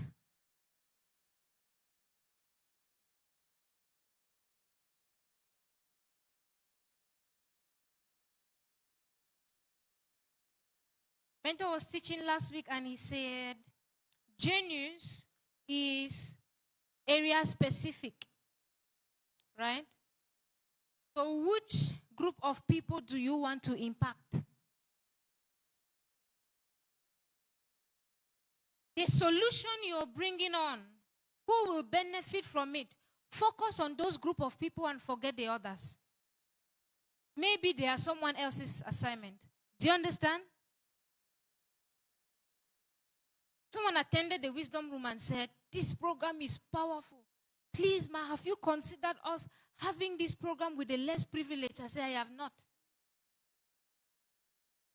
I want to impact this group of people, and I know exactly who my audience are. They are between the ages of 18 and 35. If you came before 18, congratulations, you came earlier. After 35, try to catch up.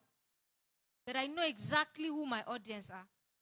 Every teaching, every message, every video, every post is targeted to people that are within this window of life. Trying to find identity, trying to understand their purpose, trying to understand what they have to do in life, trying to build impact.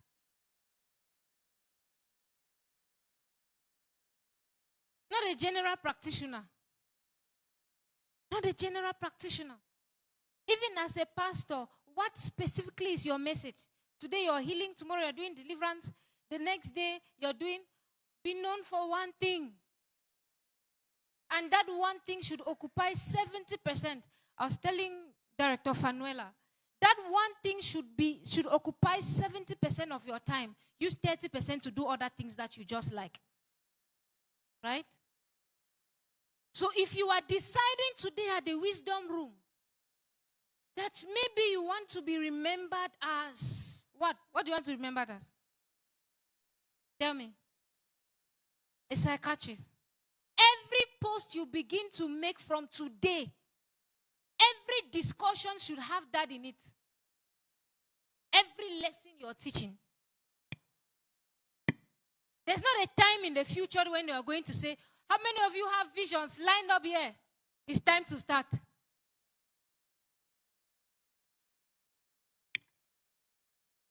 Lined up here. It's time to start. Is there anyone that has a dream of being a philanthropist?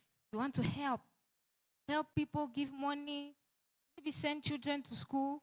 Nice. When do you want to start? I know, when you have money, right? Exactly. You will never have enough to start. You can't give out 1,000, you can't give 10. If you cannot give 10,000, you can't give 100. So you have 200 francs and you're going home with your friend. You have a dream of being a philanthropist and transport is 100 and you didn't pay 100 for that friend. You think you dash someone 1,000. Starts from there. It's just you have not made up your mind. I was telling them at a volunteer training.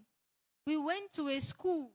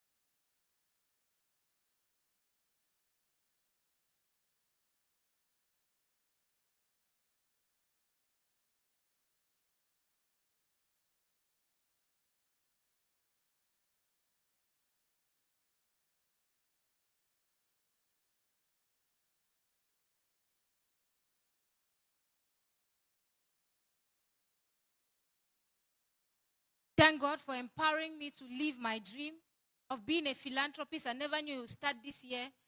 See, the most amazing thing, when you start and put it out there, you'll be shocked at how many people show up to support. In 2019, we launched a menstrual health campaign. And we said it's pad in the bag. Every lady should have a pad in the bag for emergencies. And we say you can support this campaign by donating pads. And many people donated. Went to orphanage home and distributed pads. Went to... Money is not cash. Money is idea. If you have the idea, share it with the right people, the money will come.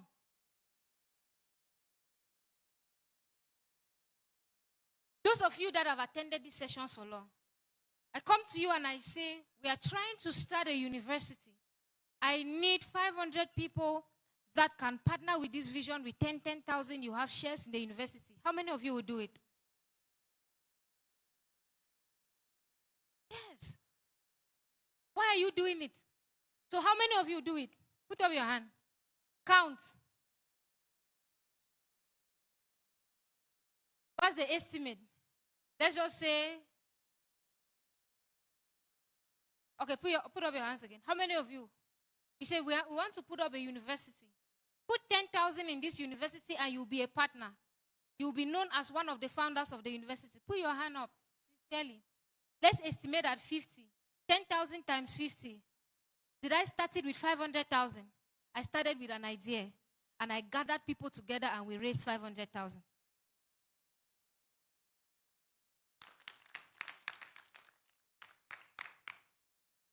You could have a very good business idea. Instead of trying to, I want to start a business, I have 20,000 capital. 1, 2, 3, 4 people have 20,000 capital. You come together, have a business name, and 4 of you are co-founders, and you start a business with all your 50, 50, 50, 200,000. Money is in the idea. Money is in idea. We have 276 volunteers. We have a Wisdom Room community. We have all of you that are here, all the followers, home and abroad. How did they get connected to this community? It started as an idea. Greatness is an idea. Money is an idea.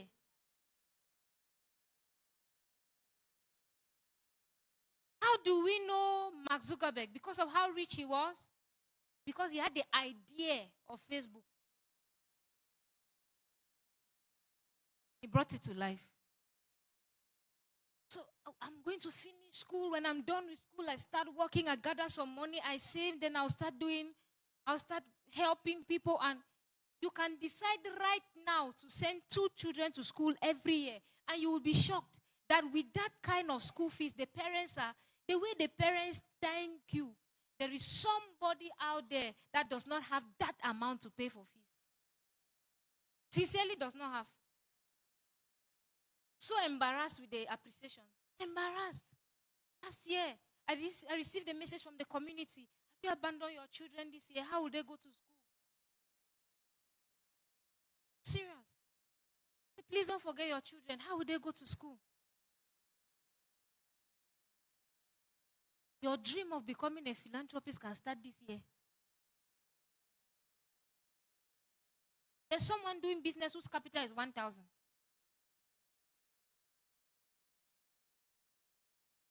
Are you here or you went home? Decide who you want to impact.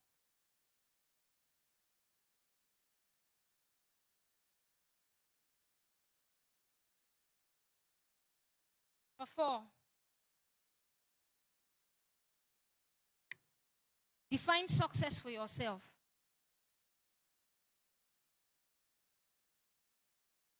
Define success for yourself. If you don't define success correctly, society will define it for you. Define success for yourself.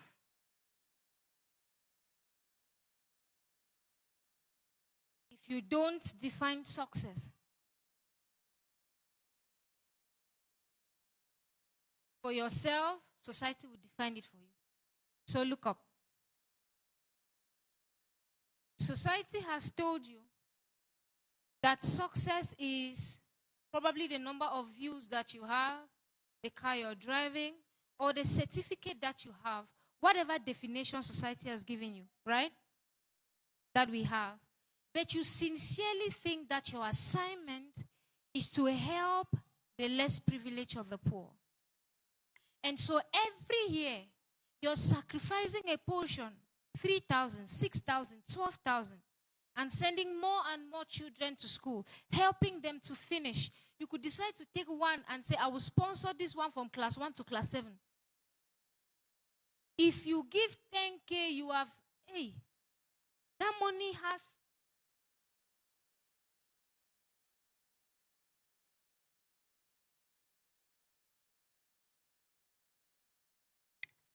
sponsoring 1 per year. The society has told you that success is PhD. But you feel like this is your assignment.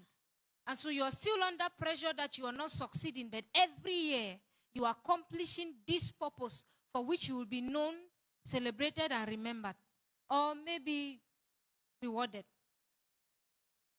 Define success for yourself.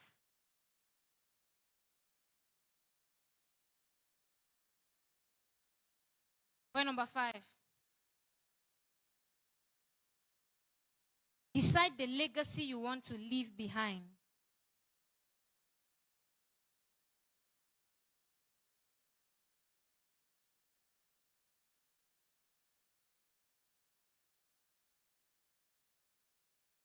Decide the legacy you want to leave behind.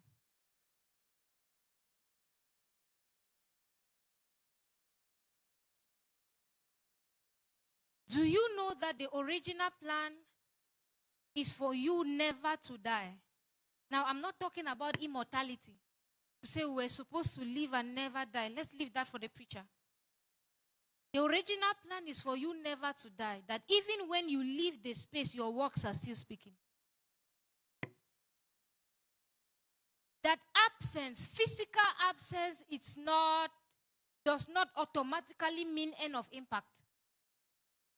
That's how it's supposed to be. True impact leaders never die. Remember when I asked about Dr. Miles Monroe? And some of you said you know Dr. Miles Monroe, right? Some of you said you don't know. Find out who he is. I'm praying one day and asking for direction, and God leads me to Dr. Miles Monroe. I said, just listen to his teachings. I listened to the teachings. I'm like, this is exactly what I'm looking for. He died 13 years ago. But his teaching, his write-up, his books. In fact, at the African Institute of Purpose and Leadership, a school we are running right now, 6 months course, one of the assignments we gave was for the students to read the book, The Spirit of Leadership, written by Dr. Miles Monroe, who died 13 years ago. But we are reading his book to get clarity on leadership 13 years after. The plan is that you should never die. If your impact ends when you die, you never lived.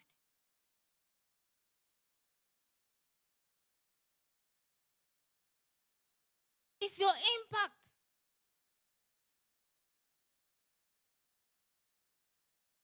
So Sunday last week, we finished our morning service Sunday. Had the wisdom room. Finished with the wisdom room. I had counseling session. Got home at 10 o'clock.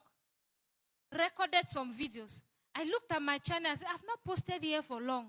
If someone comes here in 10, 15 years and they are looking for direction on this topic, let me put something first.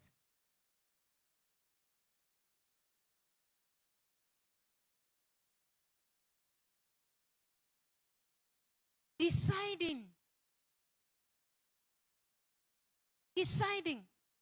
So I told the media team, make sure we at least go live when the first person climbs on the stage to say, welcome to the wisdom room.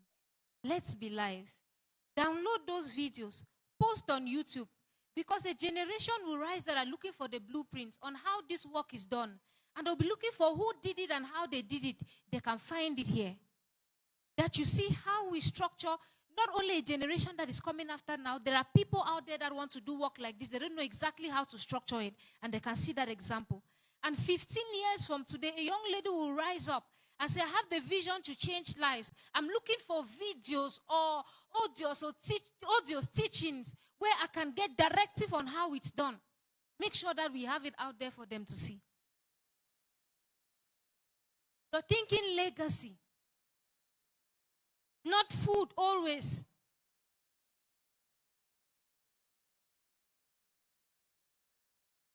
But if I'm not sure how I go think. See, at this wisdom room sessions, our plan is to take you from ordinary thinking, normal thinking, to what I call superior life thinking. You must get to the stage where when you speak among your friends, they will say, are you okay? Something is wrong with you. Because the way you talk is different. Your kind of dreams are different. Your kind of activities are different. If you are still at the point where you need external motivation to do the things you have to do, not there yet. You need someone to wake you up in the morning. You need someone to motivate you when you are down. If you have this in mind, you're living intentionally, living every day as though it was my last. Respond all of those things. Nobody will have to tell you what to do. You will be, the end point is that you will be very intentional about life. Very intentional. Very intentional. If you don't have this in mind, you're just occupying space and creating traffic. For those that are hearing to live intentional lives, you should be intentional. Did you learn something today? Are you sure? Okay. We started at exactly 3 for those of you who came late. And we're going to close at 6. So let me answer a few questions. So, if I get your question. When we started the wisdom room, we were respecting time. At some point, we let the African culture get into us. Starting late, but we have changed. Last week, we started at 3. This week, we started at 3, exactly 3 p.m. Okay, 5 minutes past 3 because we had some technical stuff. But every wisdom room session. So if you came at 3:34, you missed a lot. A lot. So normal closing time, 6:30. We're closing at 6 today. Yeah, any question? 1, 2. If you have a question, indicate now. So before I answer questions, I think it was 24th of May, 2026, right? Actually making us 6 years fully registered as an organization, but we are celebrating it on the 26th of July. So Sunday, 26th of July will not be wisdom room like this. It will be party. We're celebrating our 6 years anniversary. And the entire wisdom room community is invited. We want you to come and celebrate with us. We are going to rearrange the hall party. We are going to invite a lot of people. You are invited, VIP. So this kind of Sunday, 26th of July, we'll be celebrating 6 years anniversary. Please put it in your calendar. Thank you. Okay, let's have the questions. Thank you, Ma, for this wonderful session. Once again, I'm Claudia Kameni. Ma, please, I wish to genuinely ask, is it possible to define your success irrespective of the other people's success? Yes, it is. If you want to be a psychiatrist, and I want to be a pastor, you cannot rate your success by my success. Yes, but I will rate it according to the psychiatrist. You will rate it according to what specifically you're supposed to do in the field of psychiatry. Right? For example, what do psychiatrists do? They treat people with psychological disorder. My main aim is to focus in the research area of it, like the development of the drugs and the pathophysiology of those psychiatric disorders. So what is success to you? The number of drugs you have developed and how effective they are. Yes. If success to another psychiatrist is building homes for mad people, you can't compare yourself with them. So determine what success is to you. The final product of it. Success for you is you have actually done the research. Success is not at the research. Success is not at the testing part of the drug. Success is at the effectiveness and how many people have actually been relieved or healed completely as a result of that drug. So there could be other psychiatrists who have different things to do, and you can't compare yourself with them. Thank you so much. Successful people can motivate you, but don't compare yourself with them. Thank you so much. You're welcome. Okay. Good evening, Ma'am. I hope you're planning to travel abroad if you want to accomplish that dream. Good evening, Ma'am. Yeah, because, sorry. We don't have those facilities here, right? Though we have a lot of mad people, Justin and Malingo. Yeah, Justin and Malingo. We have a lot of mad people. But if you want the intensity of what you want to do, you can't have it around here. You should plan to travel. Thank you again. Good evening, ma'am. Good evening, everyone. My name is Diane Amek, and first of all, Lady Risa, thank you so much for clarity, because this has Before I actually came here, I was like, I'm going through a lot. I don't want to come. And then I was like, when you were explaining, I'm like, Jesus, what you read me at home? Anyways, my question is this. You said if we don't want to do something like in 5 years' time, we shouldn't spend time doing it now. But what if at the moment that thing is fueling, or let me say it's financing what you want to become? Do you think it's efficient or it's important to increase your value in that so you can increase the amount of money you get from it to push yourself to what you actually want to become? Because for me, I'm a researcher and I want to go more into research to learn more about research and all of that. But it's kind of expensive and I need to learn. I'm also a hairstylist, so I need to upgrade my hairstylist skills, but also very time consuming. So what do you advise in a scenario like that? That's really powerful.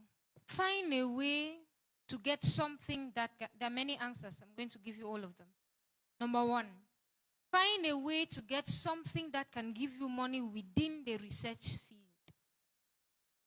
You can evaluate courses, you can read through research programs like these online sessions, and they actually pay you for it.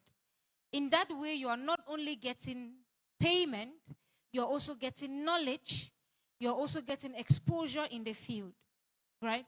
That's one of the things, one of the answers. Answer number two, divide the time that you use to focus on each activity. 70% to what you see yourself doing in the nearest future and 30% to something else. If you don't see yourself as a hairdresser, owning a big hairdressing salon, being an international hairdresser, training other hairdressers, you shouldn't do it now. You're wasting your time. And you think that is just time. You're trying to gather money, but remember, life is in time. So anything that is wasting your time is wasting your life. Life is in time. So if I want something that can give me money, I should be able to find something that is within the field that I want to become. Or I make sure I'm giving most of my time to what I want to become and less to this other area. Does that answer you? You're welcome. Yes. Okay. Thank you so much, Ma, for this opportunity. So my question is with regards to, when you're talking and you gave reference to Director Fanuela, and you made mention that if like her being a lawyer or an aspiring lawyer, and she see herself doing that, then let her start content teachings with regards to that, So I just wish to ask Ma, what if she has, maybe she wants to be like two professions, maybe a youth empowerment activist and then also a lawyer, because that's also, I myself, that's what I also envision. What I'm doing in school now, I still want to work in that line, but also I also have desire for being a youth empowerment activist.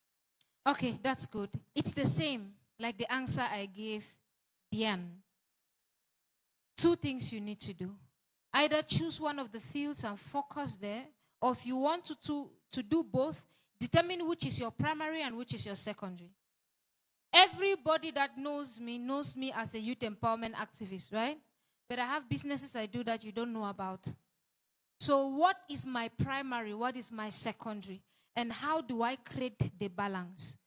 So if being a lawyer is your primary, you push that in front.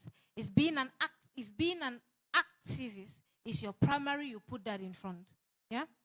But how do you know which one is your primary and secondary? Of course, how to know your purpose. You can have it by revelation. You can know by what you easily do, right?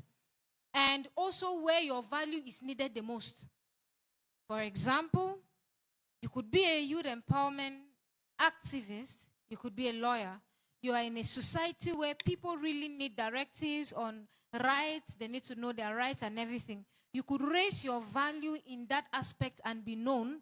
Then this other aspect is introduced. So it depends on the value balance, which is primary, which is secondary, and where you place them. Thank you so much, Ma, for clarity. You know Pastor Chris as a pastor, don't you? But he has businesses. Right? So determine which is your primary and which is your secondary. Yes. Any other question?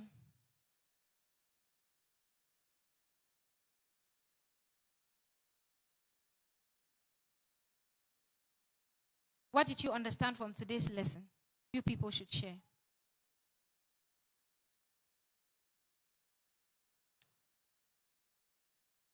What did you get from today's lesson? First person. Yes? No, not you. What I understood is you should know. So you start with the greeting, the appreciation. Good evening, everybody. My name is Rejoice, and I'm so happy to be here. Thank you so much, Lady Risa. You inspire me so much. My take-home message is you should know what success is to you. And what I understood, why I understood that part is, I used to think that my dad is not really that successful, but from your message today, I know that he is very successful because of the people that he has impacted their lives. Thank you so much. All right, that's nice. If your mother's only assignment was to give birth to you and she did so, then she's successful. Yes. Good evening, everyone. I'm Fednora Jabiaka. Thank you very much, Ma, for the teaching. So what I've learned today is the definition of success. I've understood that it's defined individually, focusing on purpose. All of us are not made to do the same thing. So my success might not be your success. And so I have to focus on what I am doing and forget about what others are doing and what the society thinks is success. Thank you very much, Ma. That's good and really powerful. Also, from this other sense, you can be among a group of people who celebrate you as the successful person. But you are not really that successful because you're rating your success by your big picture, which is independent of theirs. You know, with your height, if you go to a pygmy land, you'll be celebrated as the tallest person. Imagine the place or the height you were supposed to reach is somewhere far, but you are surrounded by pygmies, and everybody is like, how did you manage to be that tall? So it helps you. So I would ask my mentor questions like, where you are, the people that are around, for example, you're doing quite well. And he says it depends on who you're measuring me with. It depends. I'm measuring my work against what I have to do, not against what someone else is doing. Defining your success according to what you have to do. If my success for 2026 is to impact the life of 1,000 people, and somebody is like, you impacted 100? How did you do that? And you're like, I can tell you one or two things. Because they impacted just 1 and 2 and 5. See? So you will keep pushing, even if they lead small voices. Imagine an eagle that lives with birds. And the birds are like, how are your wings this big? My God.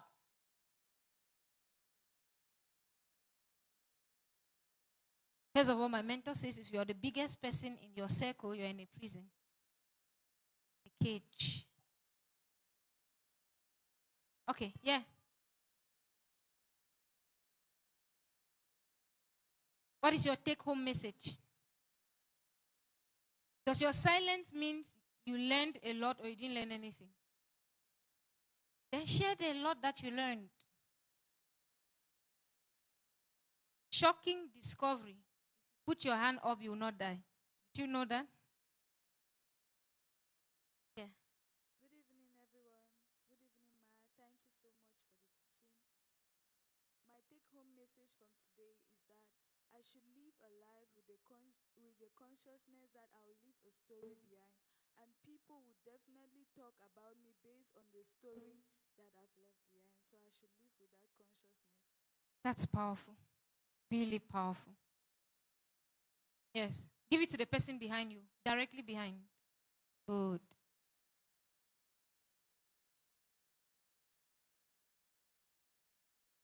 Hello, everyone. Hi. Good evening, ma. My name is Obasi. Kubasi. Obasi. Obasi. Yes, ma. What I learned from your teaching is that while I'm going ahead, I will be able to live in recognition, like to help people, like my past history, the important things I've done, like if in case I'm no more, my past history to be a recognition. Cause. And also I've learned that no matter what the challenges I go through, I will never give my best to know. Like if people are progressing ahead of me, I have my own time to progress and my own success to accomplish. Nice. Give the mic to the person behind you. That lady's heart is already beating. Like, will the mic reach me?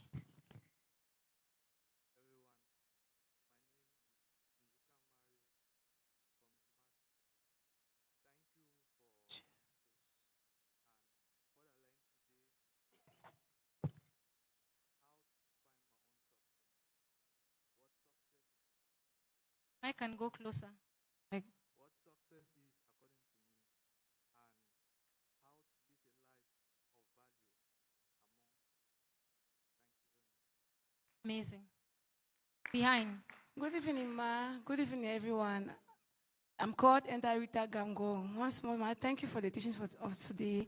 What I learned is that I should stop giving excuses. I should stop giving excuses so that I should, sorry.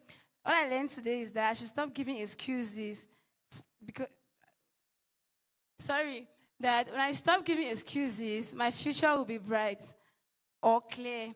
That is to say, when you give excuses too much, there is no guarantee for a clear future, and vice versa. That's nice. I'm blessed to be. Oh, my wisdom, oh, yeah, oh, I stumble in Istanbul. Oh, I stumble, Istanbul. Welcome to Western Ribbon Room.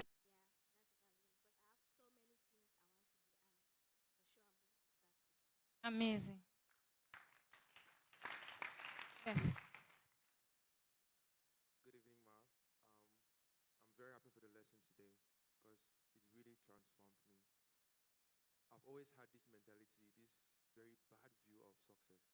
Due to the level or where I grew, poverty state, always feel like to be a successful person, you have to have this, have that. And as I've grown and I came here today, in fact, I'm so happy I came here. I've not been here for a while, but I think the Lord pushed me here. Amazing. Success is not about what you have. What defines my success? It's Yes. not about somebody, it's about me. Thank you very much. That's powerful. Good evening, ma. You see that lesson, the day you understand it, you not be under pressure.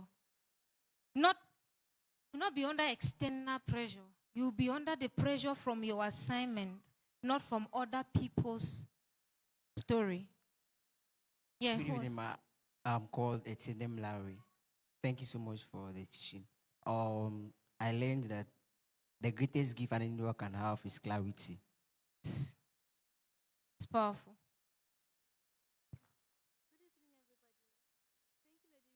Okay, we are clapping for some people, we're not clapping for others.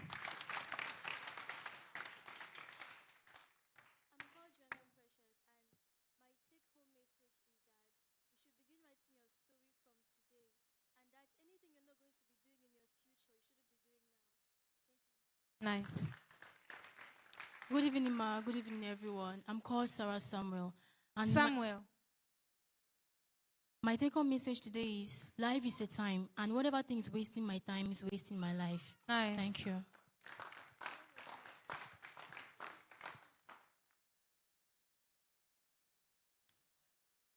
You would have given the mic to the next person.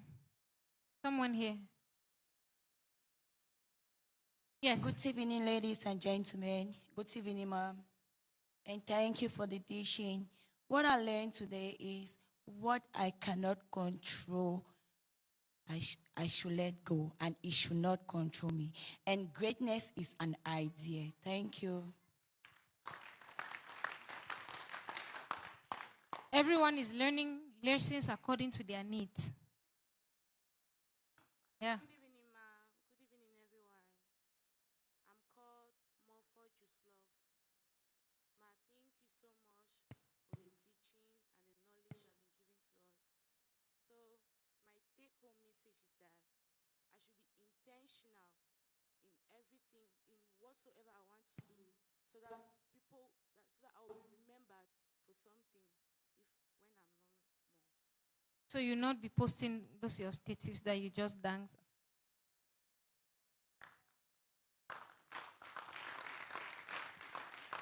So it's just love. I thought it was just love. Just love. All right, yes. Good evening, Ma. Good evening, everyone. My name is Laura. And my take-home message is that the factors that I cannot control should not control me. Unfortunately, I'm someone that things that people say about me, or I care so much about how people see me or what they say about me. So after today's session, I'm going to go home knowing that I cannot control how people see me or what they say about me. So I should not let it disturb me. Thank you very much. Do you see another proof that success is personal? Everyone is learning according to their needs. One message, friend lessons, according to what is bothering you in that season more. Good evening, ma. Good evening, everybody. I'm called Chinda Christabel. I want to thank you so much for the teaching. Going to school and being, as I'm growing up, I knew that in a particular field, due to the question you answered, I knew that success is compared in a particular field due to the level in which each an individual has achieved. And today, I want to thank you so much because I have understand that success is defined according to what you are, not like you don't compare your success in a field due to the level in which people are. Yeah. Generally in life, there are different standards of success in different fields, right? Do you understand? So if you put it that way, it's a little problematic. But there are different standards of success in different fields. Like if you are in the medical field, the height of success could be becoming a medical doctor. But most importantly, what kind of doctor you are. Good evening, everyone. Good evening, madam. Please, I would like to start by appreciating this initiative. This is my 5th edition of Wisdom Room. So it's practically 1 month and a week. Amazing. This has been so impactful in such a way that since January, like not even January, for like 3 years now, at the end of each year, I will like write goals that I wish to achieve for the following year. But each time I find myself procrastinating. A place to be, wisdom room. Wisdom room. Home of wisdom and all the wisdom room. Wisdom room. House full of impact. Wisdom room. Wisdom room. Wisdom room. Wisdom room. From the wisdom room, I started ticking them one by one, my to-do list. So for today, what I'm going to go on with is one question. In the next 6 months, what am I going to accomplish that will impact my life? Thank you. Amazing.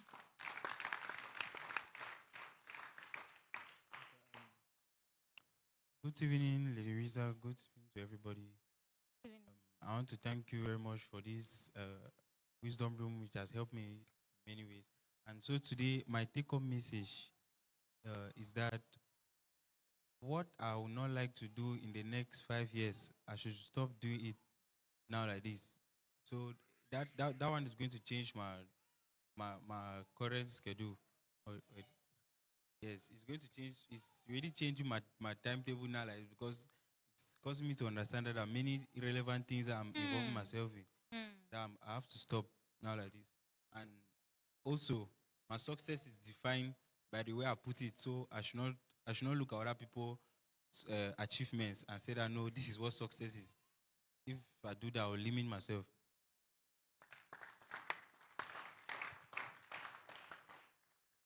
Let me comment on that a little. When I say success is determined by you, right? I don't mean that if you say success to me is probably getting married or buying a car, that's success to you. Listen, I tied it to your purpose. Understanding what your assignment is. Understand what your assignment is and the extent to which you accomplish that assignment is your success. If not, you by yourself, you limit yourself to say, oh, no, my success is to give birth. Whoever is going for seminars does not concern me. No. Understand what your assignment is. And it's always tied to a certain impact and impacting a certain people. So if you want to understand all these lessons, you need to attend all wisdom room sessions. Some of you come for money sessions and miss purpose sessions and miss identity sessions and miss. So you could have started understanding. So you say, if my success is to buy Tesla car, whether someone is impacting lives or being a philanthropist, it does not concern me. That's not what I said. You need to attend the purpose class to understand that you need to discover what your purpose is, your assignment is, and work towards doing it better and better, more and more, right? Give you an example. There are 3 stages to my assignment. The first stage requires that I speak. So if I have 1,000 people at the wisdom room, I have not yet completed what my assignment is. So after speaking, I have the responsibility of helping you carve your identity, understanding who you are. And after that, I need to help you help another person. So I rate my success by how many people are replicating. They have left stage 1, stage 2, stage 3. How many of them have found themselves and they are doing same? So we could have 1,000 people at the wisdom room and I have just 2 people as success. So I know I need to take you from wisdom room, help you to find your identity, then start your impact journey. Then I'm like, oh, 1, 2, 3, 4. In case you're saying, why are you not getting tired? I'm looking at what I call success and it's nothing yet. Because I need more people to find themselves and begin to create impact and begin to, see. But I did not define it myself. I understood what my purpose is. If I have to bring you to the clarity of identity, how many people have gotten that clarity? Right? Is that understood? Is the balance clear? Yeah, last person. Yeah, okay. Good evening, everyone. Good evening. Good evening, Lady Risa. Amen. You just talked about what I wanted to say. Oh. Literally. But that's my takeaway today, is deciding on who I want to impact. Oh, that's amazing.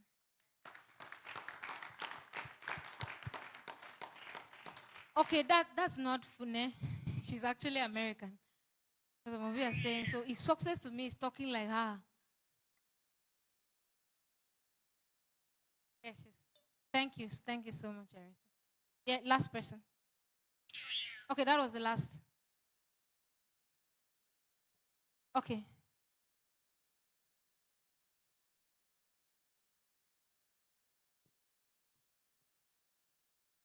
Yeah, who's talking? Good evening, everybody. Good evening. I'm called Nadia. So my take-home message is, pain will come and go, depression will come and go, but today will never come back. So what I do today determines the result I want to get. Amazing. So no matter how tired or how frustrated I am, I have to show up. For example, me, I like posting more on Facebook. So no matter how tough my day is, I must at least do one post. Okay. Little balance. Should you now suppress pain? No, don't express it, but not for long. Right? If you're going through something that is painful, you feel like crying, cry first. Then sleep small so that the headache will go down. Interpret pain, understand pain. Don't let it control you. Anything you let control you will destroy you.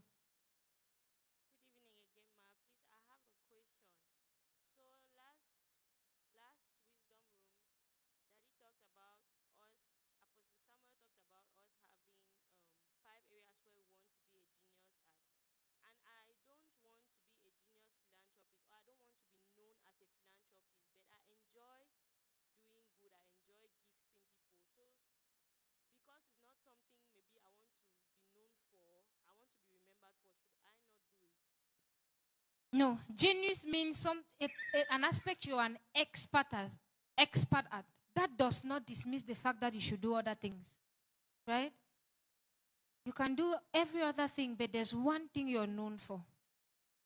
You're an expert at that area. Like there are people that I said, there are pastors that have businesses. There are musicians that have businesses. They are...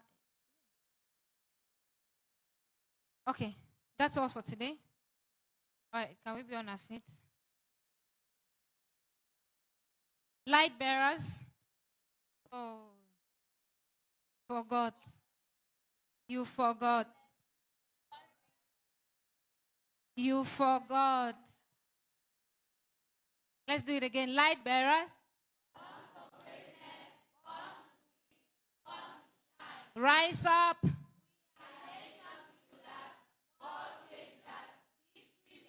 And we are light bearers. Rise up.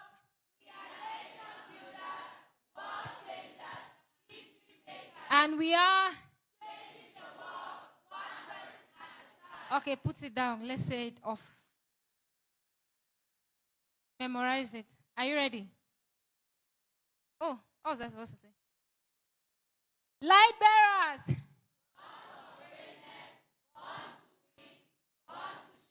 Okay, wait. Look at your neighbor. Say, relax. Talk. Say, you cannot talk. You don't like what we are saying. Ask your neighbor.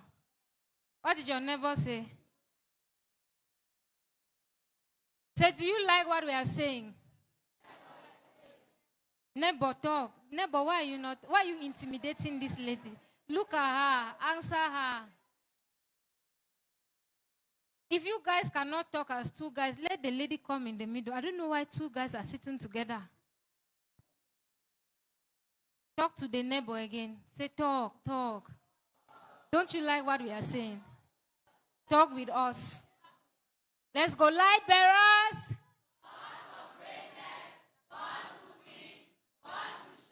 Rise up.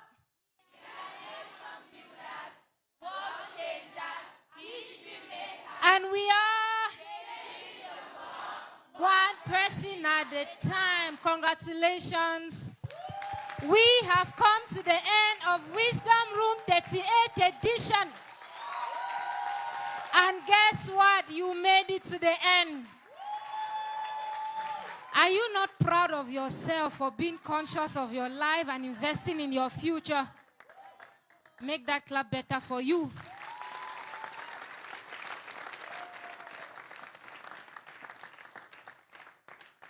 Next week, maybe or maybe not, we have a rendezvous. Maybe or maybe not. Maybe or maybe not. We have a rendezvous. Or maybe not. Or maybe not. But you're going to know within the week. How many of you are in our group? WhatsApp group. How many of you are not in our WhatsApp group? How do you get your information about the Wisdom Room? Come and take my number. I'll add you to the group. And I'll remind you. Join our WhatsApp group. Very important. I have some books you should get and read this week. Discipline for Better Results is an ebook. Get it from Seller.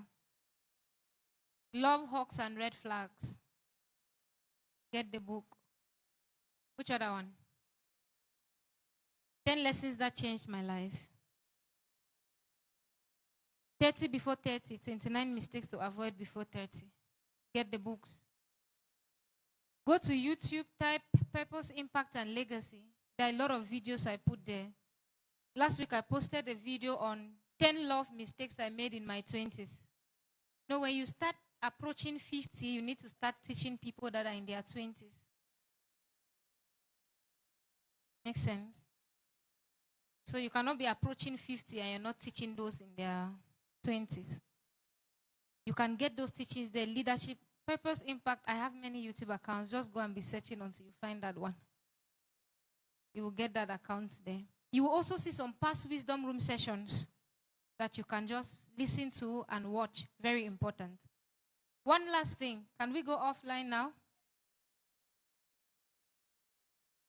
Let me know when we are offline. Off? Thank you. House full of